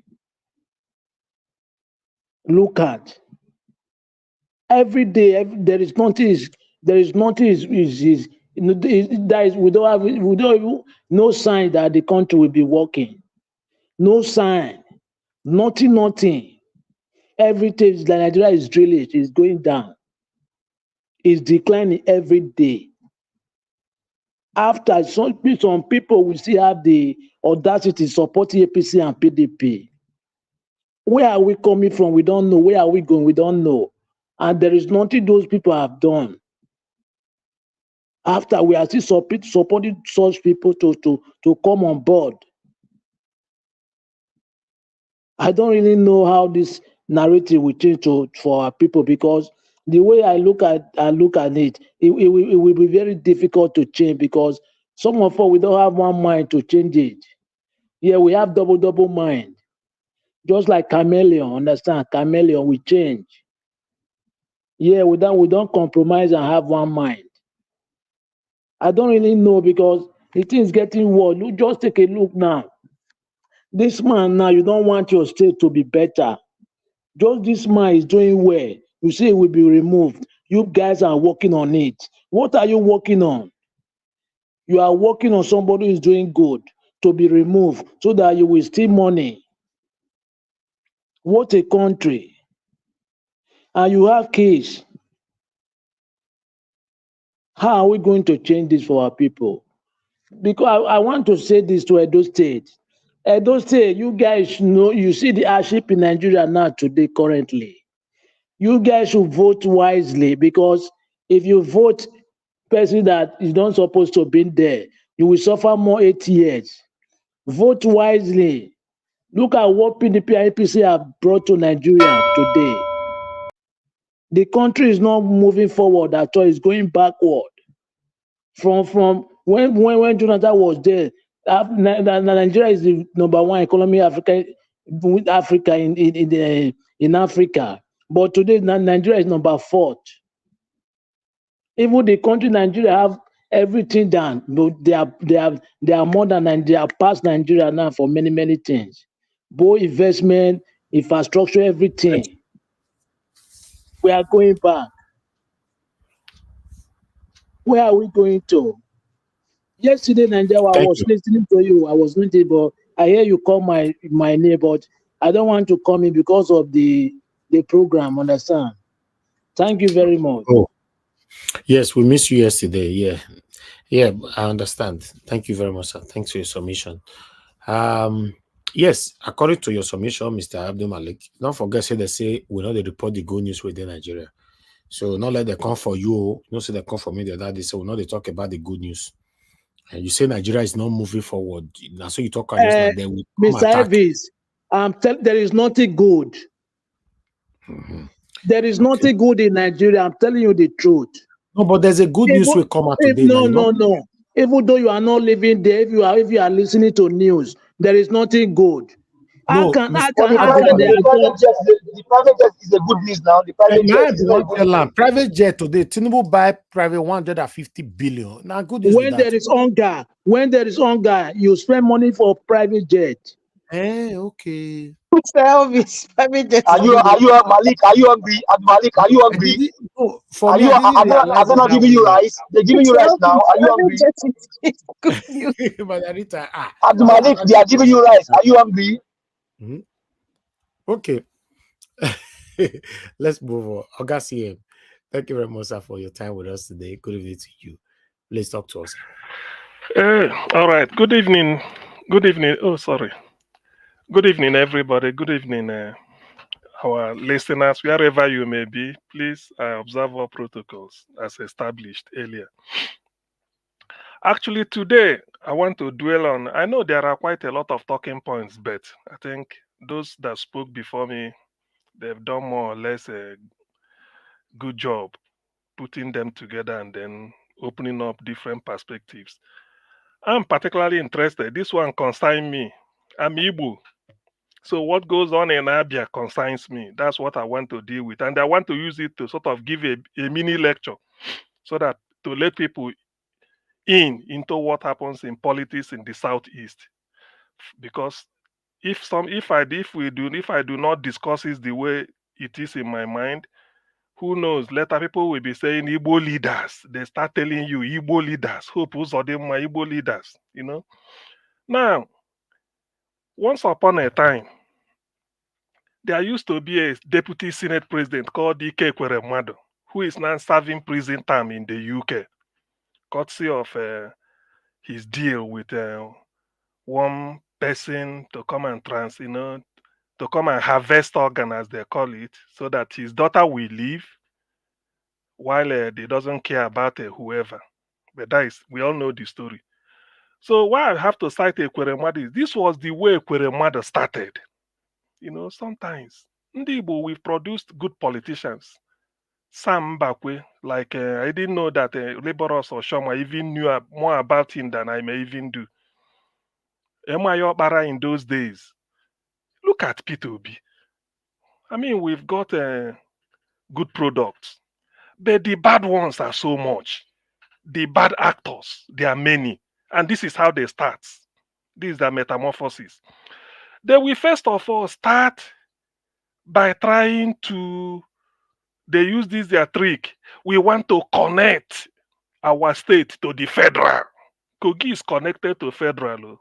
APC. This is how they start. So there was, during the time of Ekweremadu, we say PDP under Jonathan Obasanjo, PDP, the longest serving deputy senate president. Nothing to write home about in his constituency of MPU, in Aningri local government area of Enugu State. That is Enugu East, Enugu West Senatorial District. Is it West? Yes. Ike Ekweremadu, if not for EFCC, had to forfeit 40 houses scattered all over the world. These 40 houses, they are not the only houses that, he has. But these are the ones that he could not explain how he come about them. 15 in Federal Capital in Abuja. And when I talk of a house, it does not mean face me and face you, all this kind you see in a Jegule. No. These are houses now that can maybe equal as a rock. 15 houses in Abuja. Please help me count. 10 in Enugu, making 25. 1 in Lagos, making 26. 2 in the UK. Maybe Naija Watch gonna know where this one day. 2 in the UK, making 28. 3 in the USA, maybe give us a mandate fee sabi the place, making 31. Then 9 in Dubai to make it round number 40. These are forfeited. This is how they start. Why I have to mention this one was in 2019, when Atiku was the PDP flag bearer and P2B was still in the PDP, PDP felt that they needed a running mate from the south, and naturally it should come to southeast. Not because, when I say naturally, it's because they feel that, I mean, to compensate southeast, Obasanjo has been for southwest as president under PDP, and same for Jonathan south-south. So coming to PDP in the southeast, there is nobody close to P2B in terms of anything you can think of. But the thing is, because P2B is like somebody who is not in office, he has just handed over as governor of Anambra State with distinction, and then just, keep going around talking. Ekweremadu felt that he is the highest ranking Igbo politician, at least in the PDP, that he should be consulted, that Atiku didn't consult him. Dave Umai wasn't wearing Danchiki then. He was still wearing Isiago as an Igbo man. They PDP. They colluded. Dave Umai was the governor of Ebonyi State then, and then the chairman of Southeast Governors Forum. He colluded with Ekweremadu that they will never agree with Peter at Atiku, because Atiku selected the best. Both of them gave P2B tough time. They wanted P2B to come and kneel down before these two people. Imagine P2B kneeling down before Ekweremadu, or maybe this is what they wanted. They use all hide and seek. If we call meeting, this one we fly to London, this one we fly to Dubai. It won't work. They played it, and I know they worked against PDP Ndi Igbo interest. Then it doesn't mean better. We know Atiku won, but they have to rig it to Buhari. But they worked against it. They felt that it is their right. This is Igbo politician, I'm telling you, so that people will take note. Tomorrow they will say Igbo leaders. Now, if not for the deal, the Ekweremadu is behind bars, it would have caused confusion again in PDP, because they felt that who is P2B. Because that's why, that reminds me, for those that are, whenever you hear people say they do not support P2B, please, my Igbo brothers, do not take offense with them. They are just like Ekweremadu. Everybody cannot support P2B. Even P2B said that if he wakes up and find out that everybody in Nigeria love him, he will run away. So that tells you there should be opposition, but let it not be stringent one. Let it not be so bile. Let there not be much of a bile, to buy people. So this was what they caused. So when they found out that Atiku is not budging, and the rest of the PDP, Ndibo, were behind P2B, at APC approached Omahi, and he started to wear Danchiki. If you notice, he doesn't wear Igbo, just Danchiki every time. Babariga going to Abuja, say Buhari love him, hoping that they will give him APC ticket. Now, fast forward. That is that dangerous politics that this upstart, I call him an upstart, Benjamin, somebody, Kalu, he's just feeling on top of, he's just full of himself. Imagine somebody say, he is number 6 position, number 6 in the country. President, vice president, Senate president, deputy Senate president, speaker, and him being the deputy speaker. Therefore, his state he can't be number 6, and his state will be any other party upper. You see, this is the insult we are talking about. Tomorrow now, if some group of people, some Igbo will meet him, it was before he used to be in Germany. This time might be in Spain, or maybe in UK here or something, and they tear in shit. They say Igbo don't have respect. They are so insultive. People will come here and be talking. Let's know the damage now. If there is any state in the southeast, any politician in the southeast that should be replaced, it can never be Alex Otti. Given the way he started, I wish it should have been a case of continual winning until you tire. Let it not be 2 times. The way he started, to the extent that people are now looking, even those that are not Igbos are even using him as a reference, and then somebody will be talking that he is good. Alex Otti is good, but he won't continue. It must be APC because he's number 6. Who tells him that he will come back to the House of Reps? This man is joking with Igbo. He doesn't know the extent that is. He doesn't know the level of annoyance, or he doesn't know how annoyed people are out there for them. Imagine what he's saying.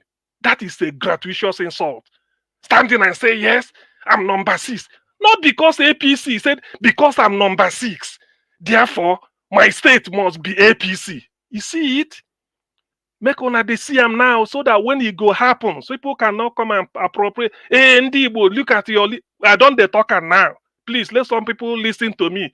We don't they talk am. This is an insult. 774 local governments in Nigeria. Dr. 9. CM, it is well noted. You can take that to the bank. Well Thank noted. you. I trust you. So you see, 774 local governments in Nigeria. 9, only 9 out of 774 is having 24-hour power supply. And where is that? In a state in which Alex Otti is superintending. Where has APC be? I think they said they have more than 20 states. And you are telling us we should leave what is it called? We should leave a paradise and be heading towards I don't know whether it's I think it should be Gaza now. Can you imagine? Look at the front. Can you imagine the temerity? Can you imagine the temerity? The guy is insulting everybody.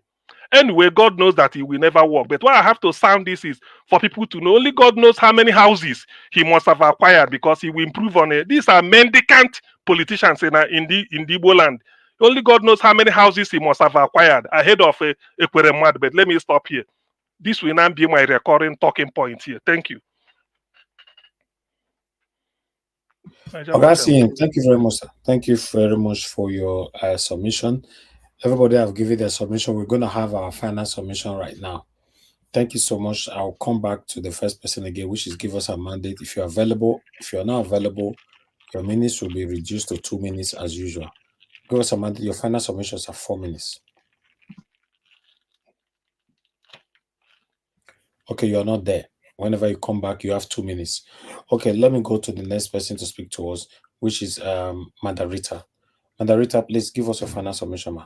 4 minutes. Yes, Mr. Elvis, thank you so much for today. There was a lot to talk about. I don't know. I think I missed some part that I want to talk about, but okay, there's one thing. Back to Edo State again.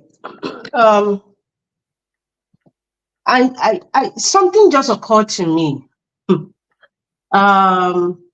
Aswa Igodalo of the PDP and his deputy, Sergeant Oke, going around the diaspora, Edo people in diaspora, trying to win their votes or, their support, or rather so that they can convince their people back home to also support them.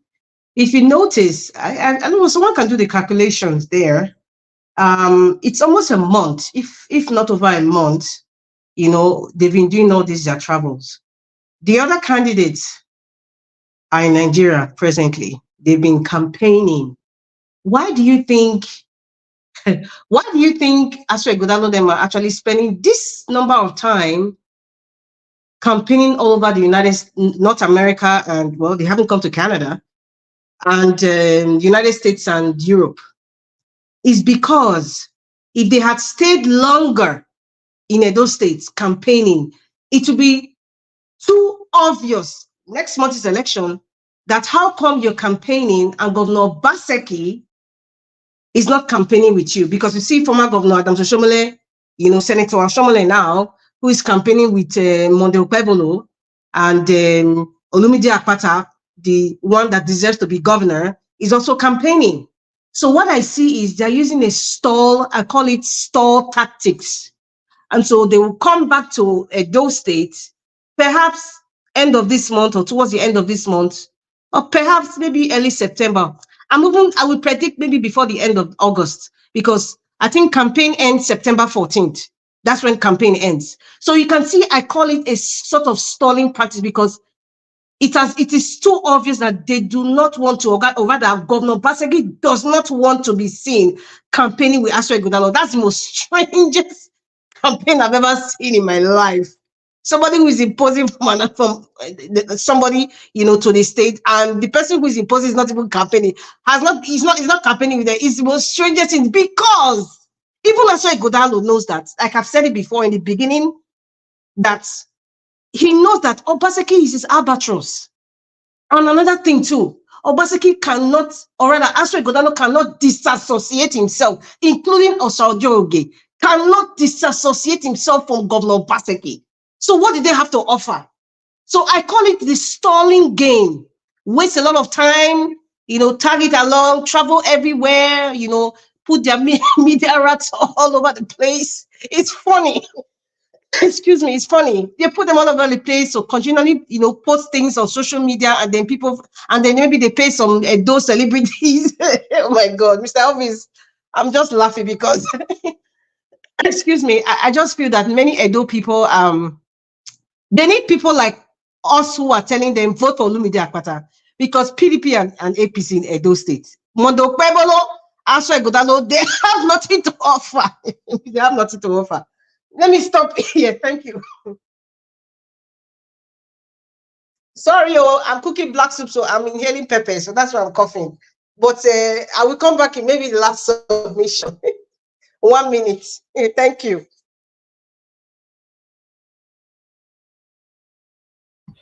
Thank you very much, Madam Rita. Appreciate you. Thanks for your submission.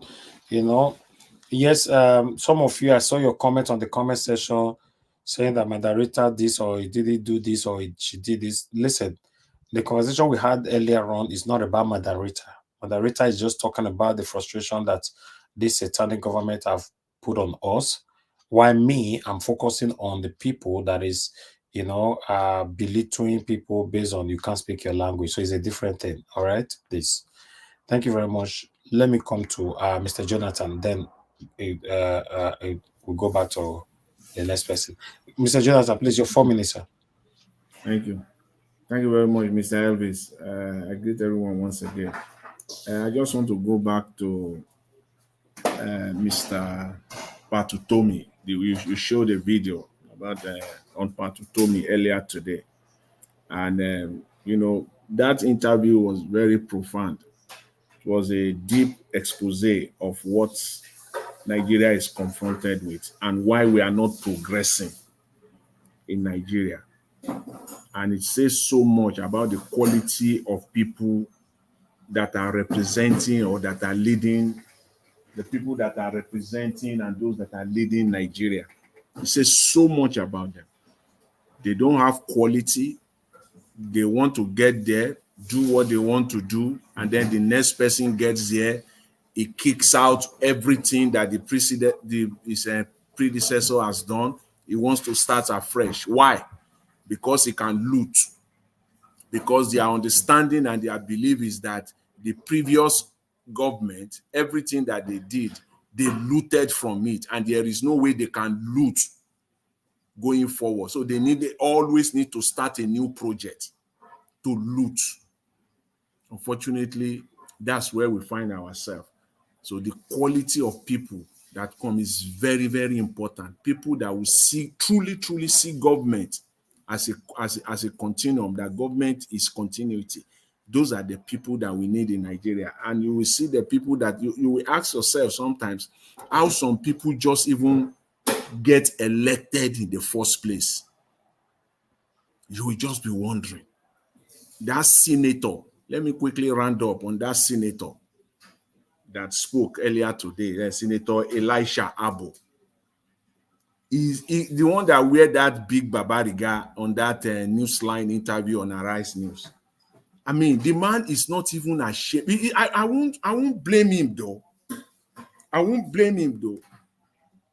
It's either he just doesn't know what he's doing, or he's just being directly, he just doesn't care. Just listen to this man. He said he used his own money for his constituency, the people. He used the money to, for various things, for scholarship, to help them, and they come with different. Is that your own problem as a senator? How that becomes senators or house reps' problem, I just don't know. If not just for corruption, to continually keep people under their control, keep them perpetually impoverished so that they can use them when election comes. Is that not an indication to you that government must work, that you must actually do your work? But he is even saying it out. Most of them, they find it so easy to even say it out that they are helping the people. It is not your job, Mr. Senator, Mr. House of Rep. It is not. It is not even you shouldn't be proud. That's not something you should be proud at to come and say outside that you are using your salary. So you are justifying that gigantic salary that you are being paid, that's what the money is, you are using the money for. And when they ask him for that, he said it's even poorer being a senator. Then why that and then they push him further. He said it's because of service. Can you see his inconsistency? And yet he still want to go back there. These people are so, they don't, and he even went further. Can you listen to this man? Look at his suggestion.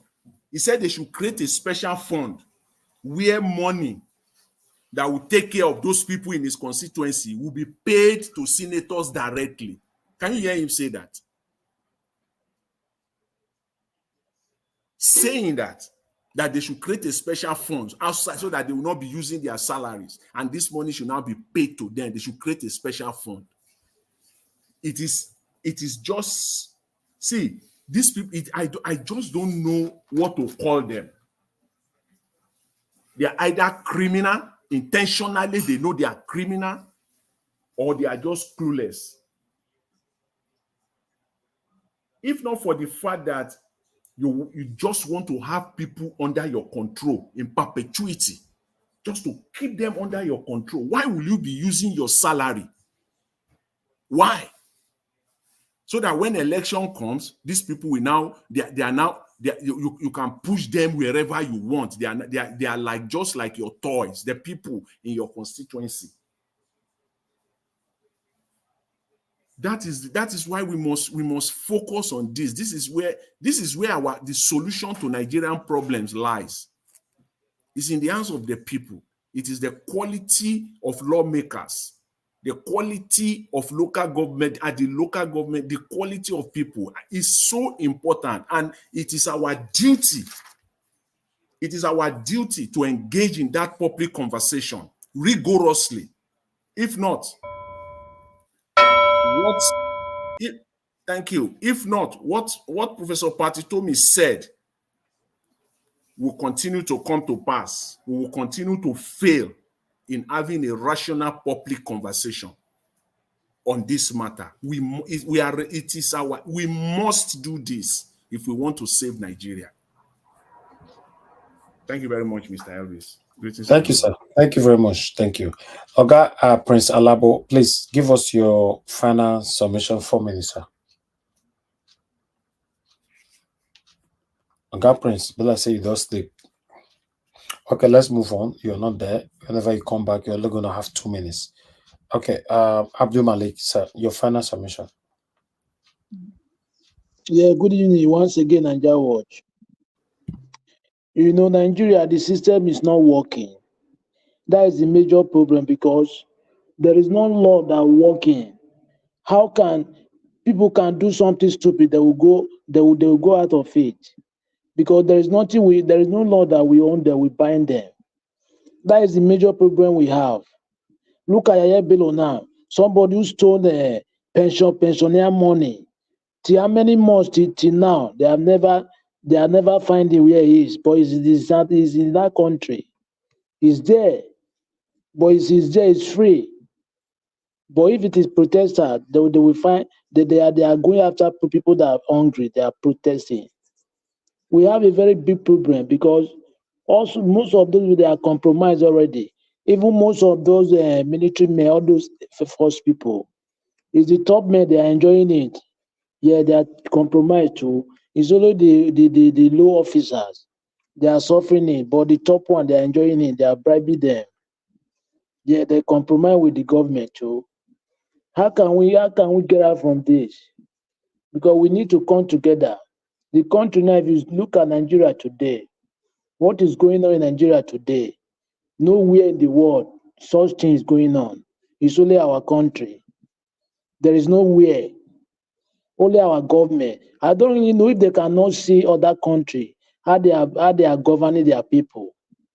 But you are slaving your fellow black just to make it impoverished, to suffer. The money that you're supposed to use for it to do something, you stole the money to go and keep for somewhere. And this money is not your money because you are in a privilege to be there. Instead of for you to do the right thing, but you are stealing the money to go and keep somewhere to enrich your family and people around you. And majority are suffering. Today now you go and bought a private jet, 150 billion. And people, there are some people in the country cannot fit 3 square meters. Why can't you use that money to fight insecurity? If you really want to fight insecurity, people will start going to farm to feed themselves. Even that you have never addressed that since when you entered the office. How many months? How many years and some months? Hungry, there is no food. Even though you have money, there is some part of the country you don't. Even though you have the money, you cannot see food to stop to buy. Just because there is no insufficient food to buy enough. The country is very mess. It's only the citizen will decide how the country will be run, because those people that they are recycling themselves, they can never change unless the citizen will change them. Without that, everything will be the same. Thank you, Nigeria Watch.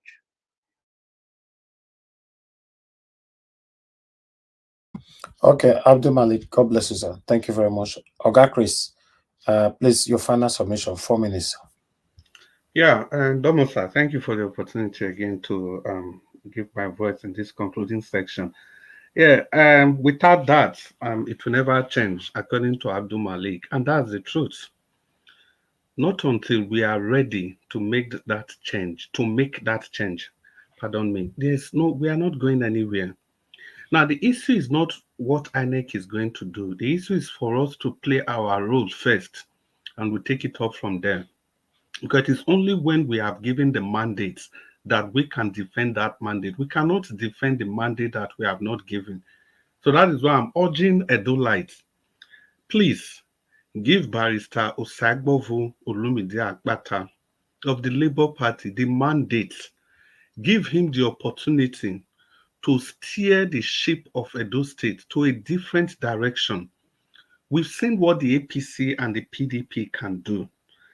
And what they can do is sorrow, tears, and blood. Nothing more than that. That is what they've unleashed on the people they are supposed to pretend over for the past how many years of democracy. It has been PDP, it has been APC, it has been PDP, it has been APC.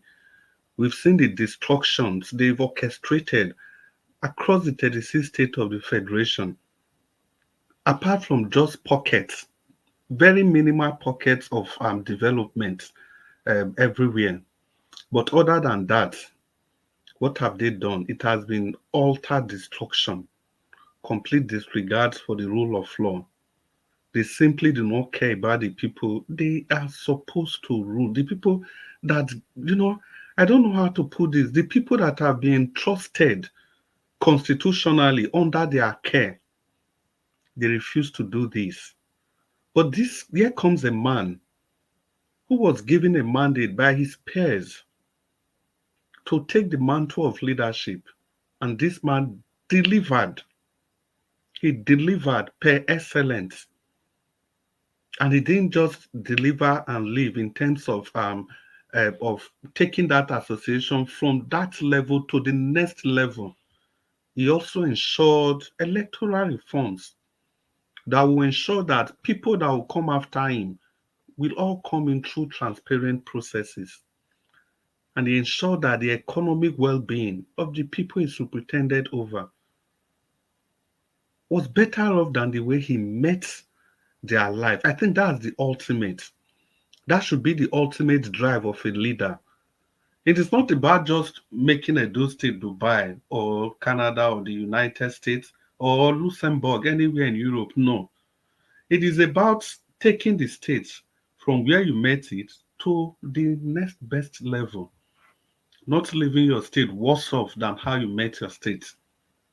And this is what the government of the PDP and the APC, they've done to the states. Currently being represented by Adams Oshomole, Godwin Obaseki, and Barrister Aswe Godalo, all of them of the PDP and the APC put together.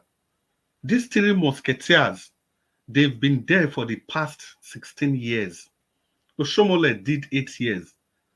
Obaseki was his chairman of economic team. And that's when Udalo was a member of that team. He handed over to Obaseki. Obaseki has been there for 8 years. And Aswan Ighodalo was the chairman of his economic team under the auspices of Alagodaro Summit, which has plunged Edo State into debt that will be paid by you, that will be paid by our children, that will be paid by our children's children. They have deprived the people of their arable land. Look at what they did. They took all the lands around the Logbo area, Oriomo area, Abudu area, all in the name of investment. And these people, they are not part of this investment in any way. You've not given the people the opportunity to buy shares or invest in these ventures. It is all about PPP, private-public partnership. It has been about MOUs, signing MOUs left, right, and center without carrying the people along. You take the resources from the people and you give it to private people, private developers, without the people having a stake in whatever is going on. This is leadership without empathy. And this is what we've been stressing all along. If you look at Aswe Udalo in connection with the government of Obaseki, he doesn't deserve to be voted for. If you also look at him as a person, he doesn't also deserve to be voted for. You couldn't have been in the politics of his state for 16 whooping years when you were in your 50s. Now you are in your 60s. You have never voted for one day. You didn't care enough to register as a politician, to be part of those that decide whatever happened in the state. And now you want to come and govern those people, a state that you didn't care for. I round up by saying, Edolites, vote wisely. Vote Barrister Sagbovo Olumide of Akpata of the Labour Party. Good evening, Mr. Anjawat, once again. Thank you for the opportunity. Good evening, Nigerians, and good night, Mommy Diaspora. Thank you, Oga Chris. God bless you, sir. Thank you very much. Okay, the final person on the panel is Oga Sim. Please talk to us and let's round up. Okay, thank you. Niger Watch, let me ask you, for Edo 2024, do you know when they are organizing a debate for them, whether ITV or Arise or anything? Yeah, they are trying to set it up. The concrete date is not yet achieved because Okpewolo is nowhere to be found. Jesus Christ. Okay. Anyway, that is for them to sort out. Let me. But once I know, obviously, okay. I will stream it here if I know. Oh yeah, yeah. That's why I'm asking, so that at least. But I bet not directly. I thought they should have done it up to 2 or 3 times, maybe starting since July. Maybe every month they meet and debate. But it's okay. Once may be okay. Now the senator. Yeah, they did one in Lagos. They did one in Lagos last week or thereabouts. In Lagos last week. Yeah. Yeah, they did a debate. You didn't hear about it? Okay, I was okay. Yeah. And I remember. Okay, yeah. I remember. I was even expecting this thing because it wasn't streamed here anyway, so that's why I was surprised. The senator from Adamawa State. You see, I want to use what he said to just make a general discussion. You see, my problem with politicians from, because they call themselves North, when we know that North is quite a very, very ambiguous something. You should have said Northeast or Northwest or North Central. They say North. My problem with them is when they will dominate the House of Senate and House of Reps. I agree. But the thing is that they do not use the power for what it was meant for. About, I think they say it's 18 million now, children out of school. A good 80-90% of them, if not, are from the North. Why can't they make legislation? Why can't they legislate that Henceforth, all the northern governors, because they're always interested in telling you they are 19 or 30 governors, or I don't know why can't they use the opportunity of their membership of the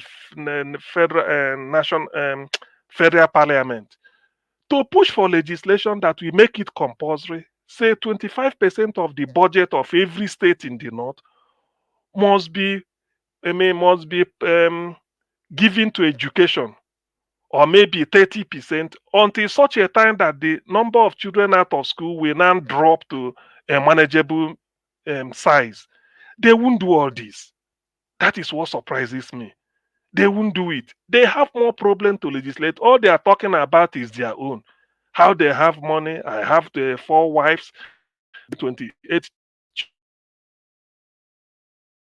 children with another one on the way. Is that what you see? That is, and this is what makes Nigeria to be the poverty capital of the world. If they are listening, please, you are there to represent your people. Fight for their welfare.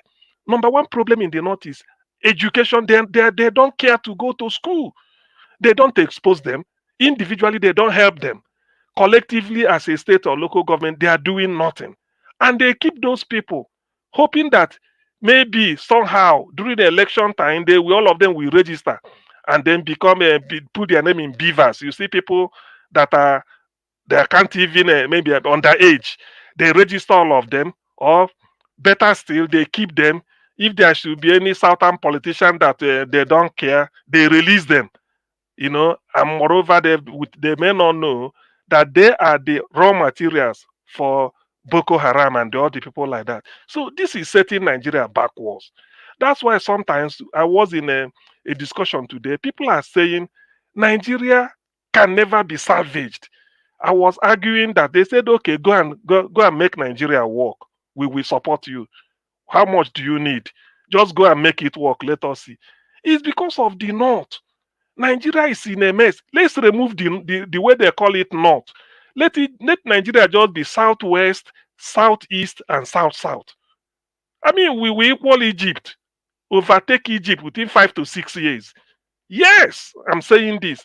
But because when you bring this, this North, they drag Nigeria down. And when you hear their politicians talk, you start to wonder, how can these two people coexist, them and us? The governor of Bauchi State, imagine all the problem facing them. He's talking of 2027. What really do they need this power for? A time we come, we ask them, you'll be holding this power. What really do you need it for? What have you achieved with this power? Than just to make sure that at least the Igbos, they feel that they can't rise, use it to suppress them, and by extension, they impoverish their own people, and then steal as much resources of the South that they could able to do. So a time we come, we just have to ask them, what really do you need this power for? Let's have a check. Yes, I know that corruptions from the southern politicians are also corrupt, but to some extent, you see them now building schools. You see people building schools. They will tell you, I build at least in Ochewole may say red roof, whether there are many or not, but at least you see them talking that they build school. I do this. We've increased the WAEC enrollment. All this. In their own case, they don't. They keep their people underdeveloped, uneducated, and that is dragging down Nigeria. We can move forward because we analyze this thing critically today. It took a lot of my time. And there are some reasons with some of the intellectuals who are doing it. They said he can't. It cannot work. By 2027, God keep us alive, this 18 million of out of school children, it will get to 23. Yes, it will get more than that. Is that what we should be talking? We are dragging one Nigeria.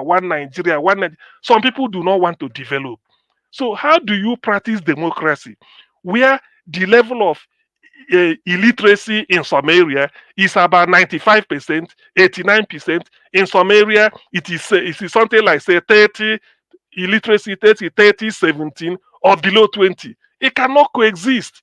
It cannot. One will be dragging the other down. So that's why I have to use that as a point of commentary today, talking point. The northern politicians, if they are listening, if they really mean one Nigeria to breathe, and Nigeria remains the way it is, they should hands off power for at least 16 years. 8 years, rotate it. Let's say 8. Let them hands off, because they don't use it for anything. They use it to impoverish Nigeria. Every time they need power, we need power. And when it goes to North, it is a Fulani, one people. When it goes to North, it is them. Whether it is Yaradua Fulani, whether it is Buhari Fulani. If Atiku had gotten in, it's the same Fulani. So what really are we talking about? Tomorrow, Tambua Fulani. So what are we talking about?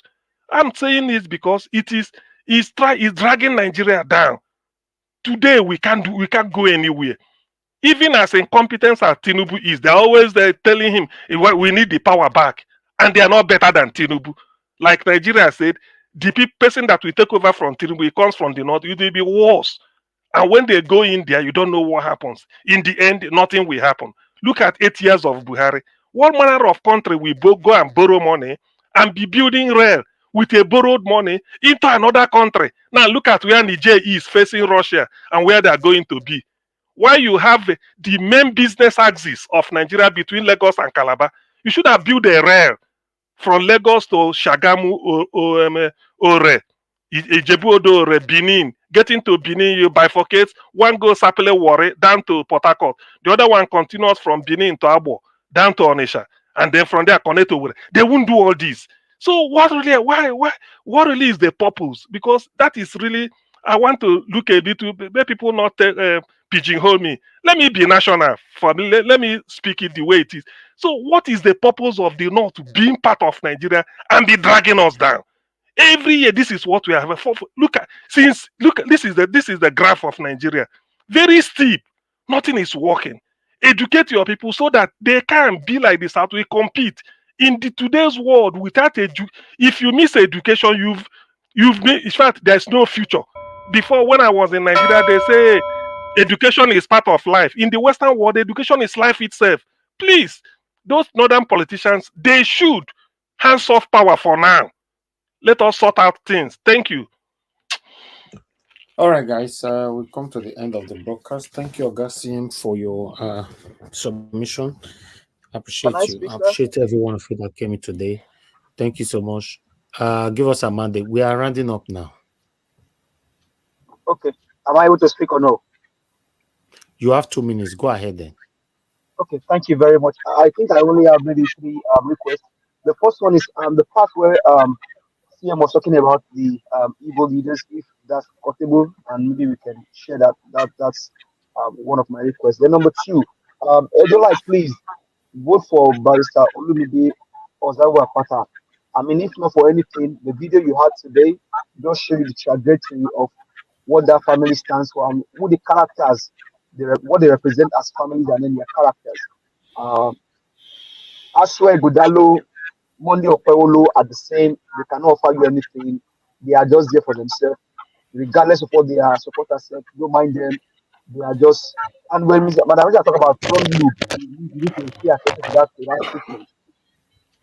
The only person that we think is viable in this race is Olumide Akpata for Edo State.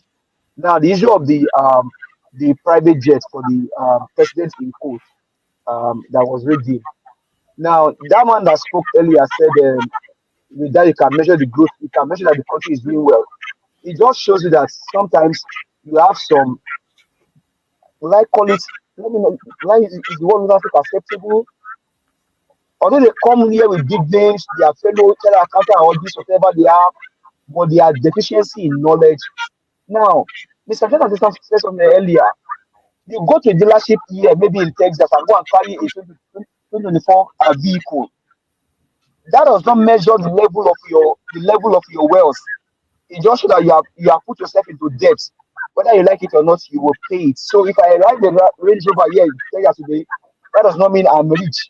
It only said that maybe I put myself in debt. So having a private jet does not measure the economy, sir. You are just one of those maybe handlers. But Mr. Elvis, above all today, thank you very much for your time. I appreciate you. God bless you. Have a blessed night, sir. Thank you, my brother. I appreciate you too. Thank you.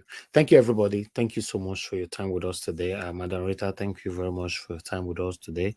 Thank you, Mr. Jonathan. Give us a mandate. Abdul Malik, Oga Chris. Thank you, Oga CM. Thank you, God Prince, for your time with us as well. God bless you all. I appreciate every one of you. I understand some of you were on the backstage. You know the rules of this platform. If you're on the backstage, I think I need to stop it now, not to be reminding anybody of what to do to bring you in. I really need to start doing it now. If you're on the backstage there, as long as I did not bring you in, just know, say, even though you might own it, maybe I never see him. That's just it. You know, either you write on the comment section, say on the private chat, say you don't do or whatever, then I'll monitor it from there. You know, because I deliberately have to leave one or two on the backstage today because you cannot be expecting me to tell you what to do. The platform have a rules, and the rules have been going on for a while. Everybody must comply. I appreciate every one of you, my wonderful people. Now God bless you. Now, let's continue to stand for what is right. Nigeria will be better, hopefully, in our time. That's why we're doing what we're doing here today. Every one of you that called into the show today, Madam Origin, Love God is my strength, Mr. F.A. Thank you. I appreciate you all. Every other person that called in, God bless you now. Thank you so much. Then those of you that supported the channel today, Gajaja, Mr. Joseph Oji, Jeko Obedient, thank you. Peggy Modi, and God bless you now. Thank you so much. While on the comment section, Mother of all Mommy Diaspora, thank you very much, Mommy. I appreciate you. Thank you, Alga Abo Azi. Thank you. I appreciate you. Thank you, Peggy Modi, Vitus. Thank you very much. I can see right there. Love Manduka. Thank you. Oga Chris is right there as well. Patience Idemudia, Michael Ganemaro, Emeka Ibe Magnus. I can see you right there. Thank you very much, my people. Thank you, Madam I'm Bright. I can see you right there. Thank you. I appreciate you all. Do your part. Press on the like button. Help us to share. Let our voices go far. Victor Idu, I can see you. Nena Ogbona, I can see you as well. We've come to the end of the broadcast. I'll see you guys again tomorrow. Fingers crossed, by God's grace, by 6 p.m. Nigerian time. Mr. Yes, sir. Nigeria, please, sir. Can you give me 10 seconds? You're already talking. Okay. Thank you for the opportunity. There is a question I want to ask because the thing it bothering me every time. What is preventing Nigeria government not to do free and fair election, rather to be snatching bylaw buff like animals? Okay. Maybe tomorrow we can answer that properly. But for me, the best that I know, the reason why they are doing that, because government is very, very attractive. Simple as ABCD. If we can make Nigerian political offices unattractive, they will not be going extra miles to hold a political office. So, for example, if you offer them now, you're going to be paying them just 200,000 naira every month. You see, all the satanic part of the people, they'll be out of the way. Why the good people will embrace that position? They'll still take that 200,000 and do the best job. So we must make government's office unattractive. Thank you very much, my people. I here now enjoy the curtain. I'll see you guys tomorrow. Good night and bye for now. No more bad government in Nigeria. Nigeria what? The only media that have been consistent speaking against the bad government and for the purpose for reformers. Nigeria what, yo?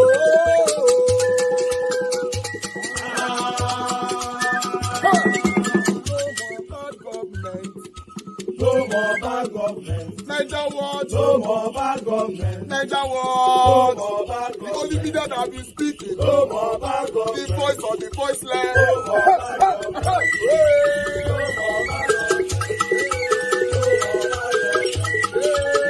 more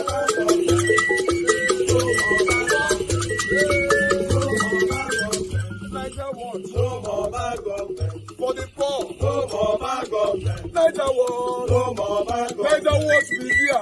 No more bad government. No more bad government. No more bad government. In Nigeria. No more bad government. No more bad government. No more bad government. The only media. No more bad government. The number one media in Nigeria. No more bad government. That have been speaking against government. No more bad government. Nigeria what? No more bad government. Nigeria what, yo? The voice of the voiceless. The voice of the voiceless.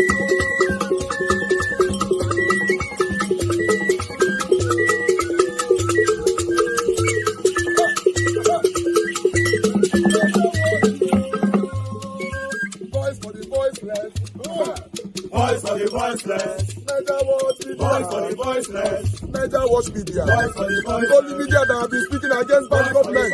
Being consistency since 1944. Voice for the voiceless. Voice for the voiceless. Umuwame. Voice for the voiceless. Umuwame. Voice for the voiceless. Voice for the voiceless. Voice for the voiceless. Voice for the voiceless. Voice for the voiceless. Voice for the voiceless. I don't want you. We have been seeing all you guys have been doing. And recommending to everyone in Nigeria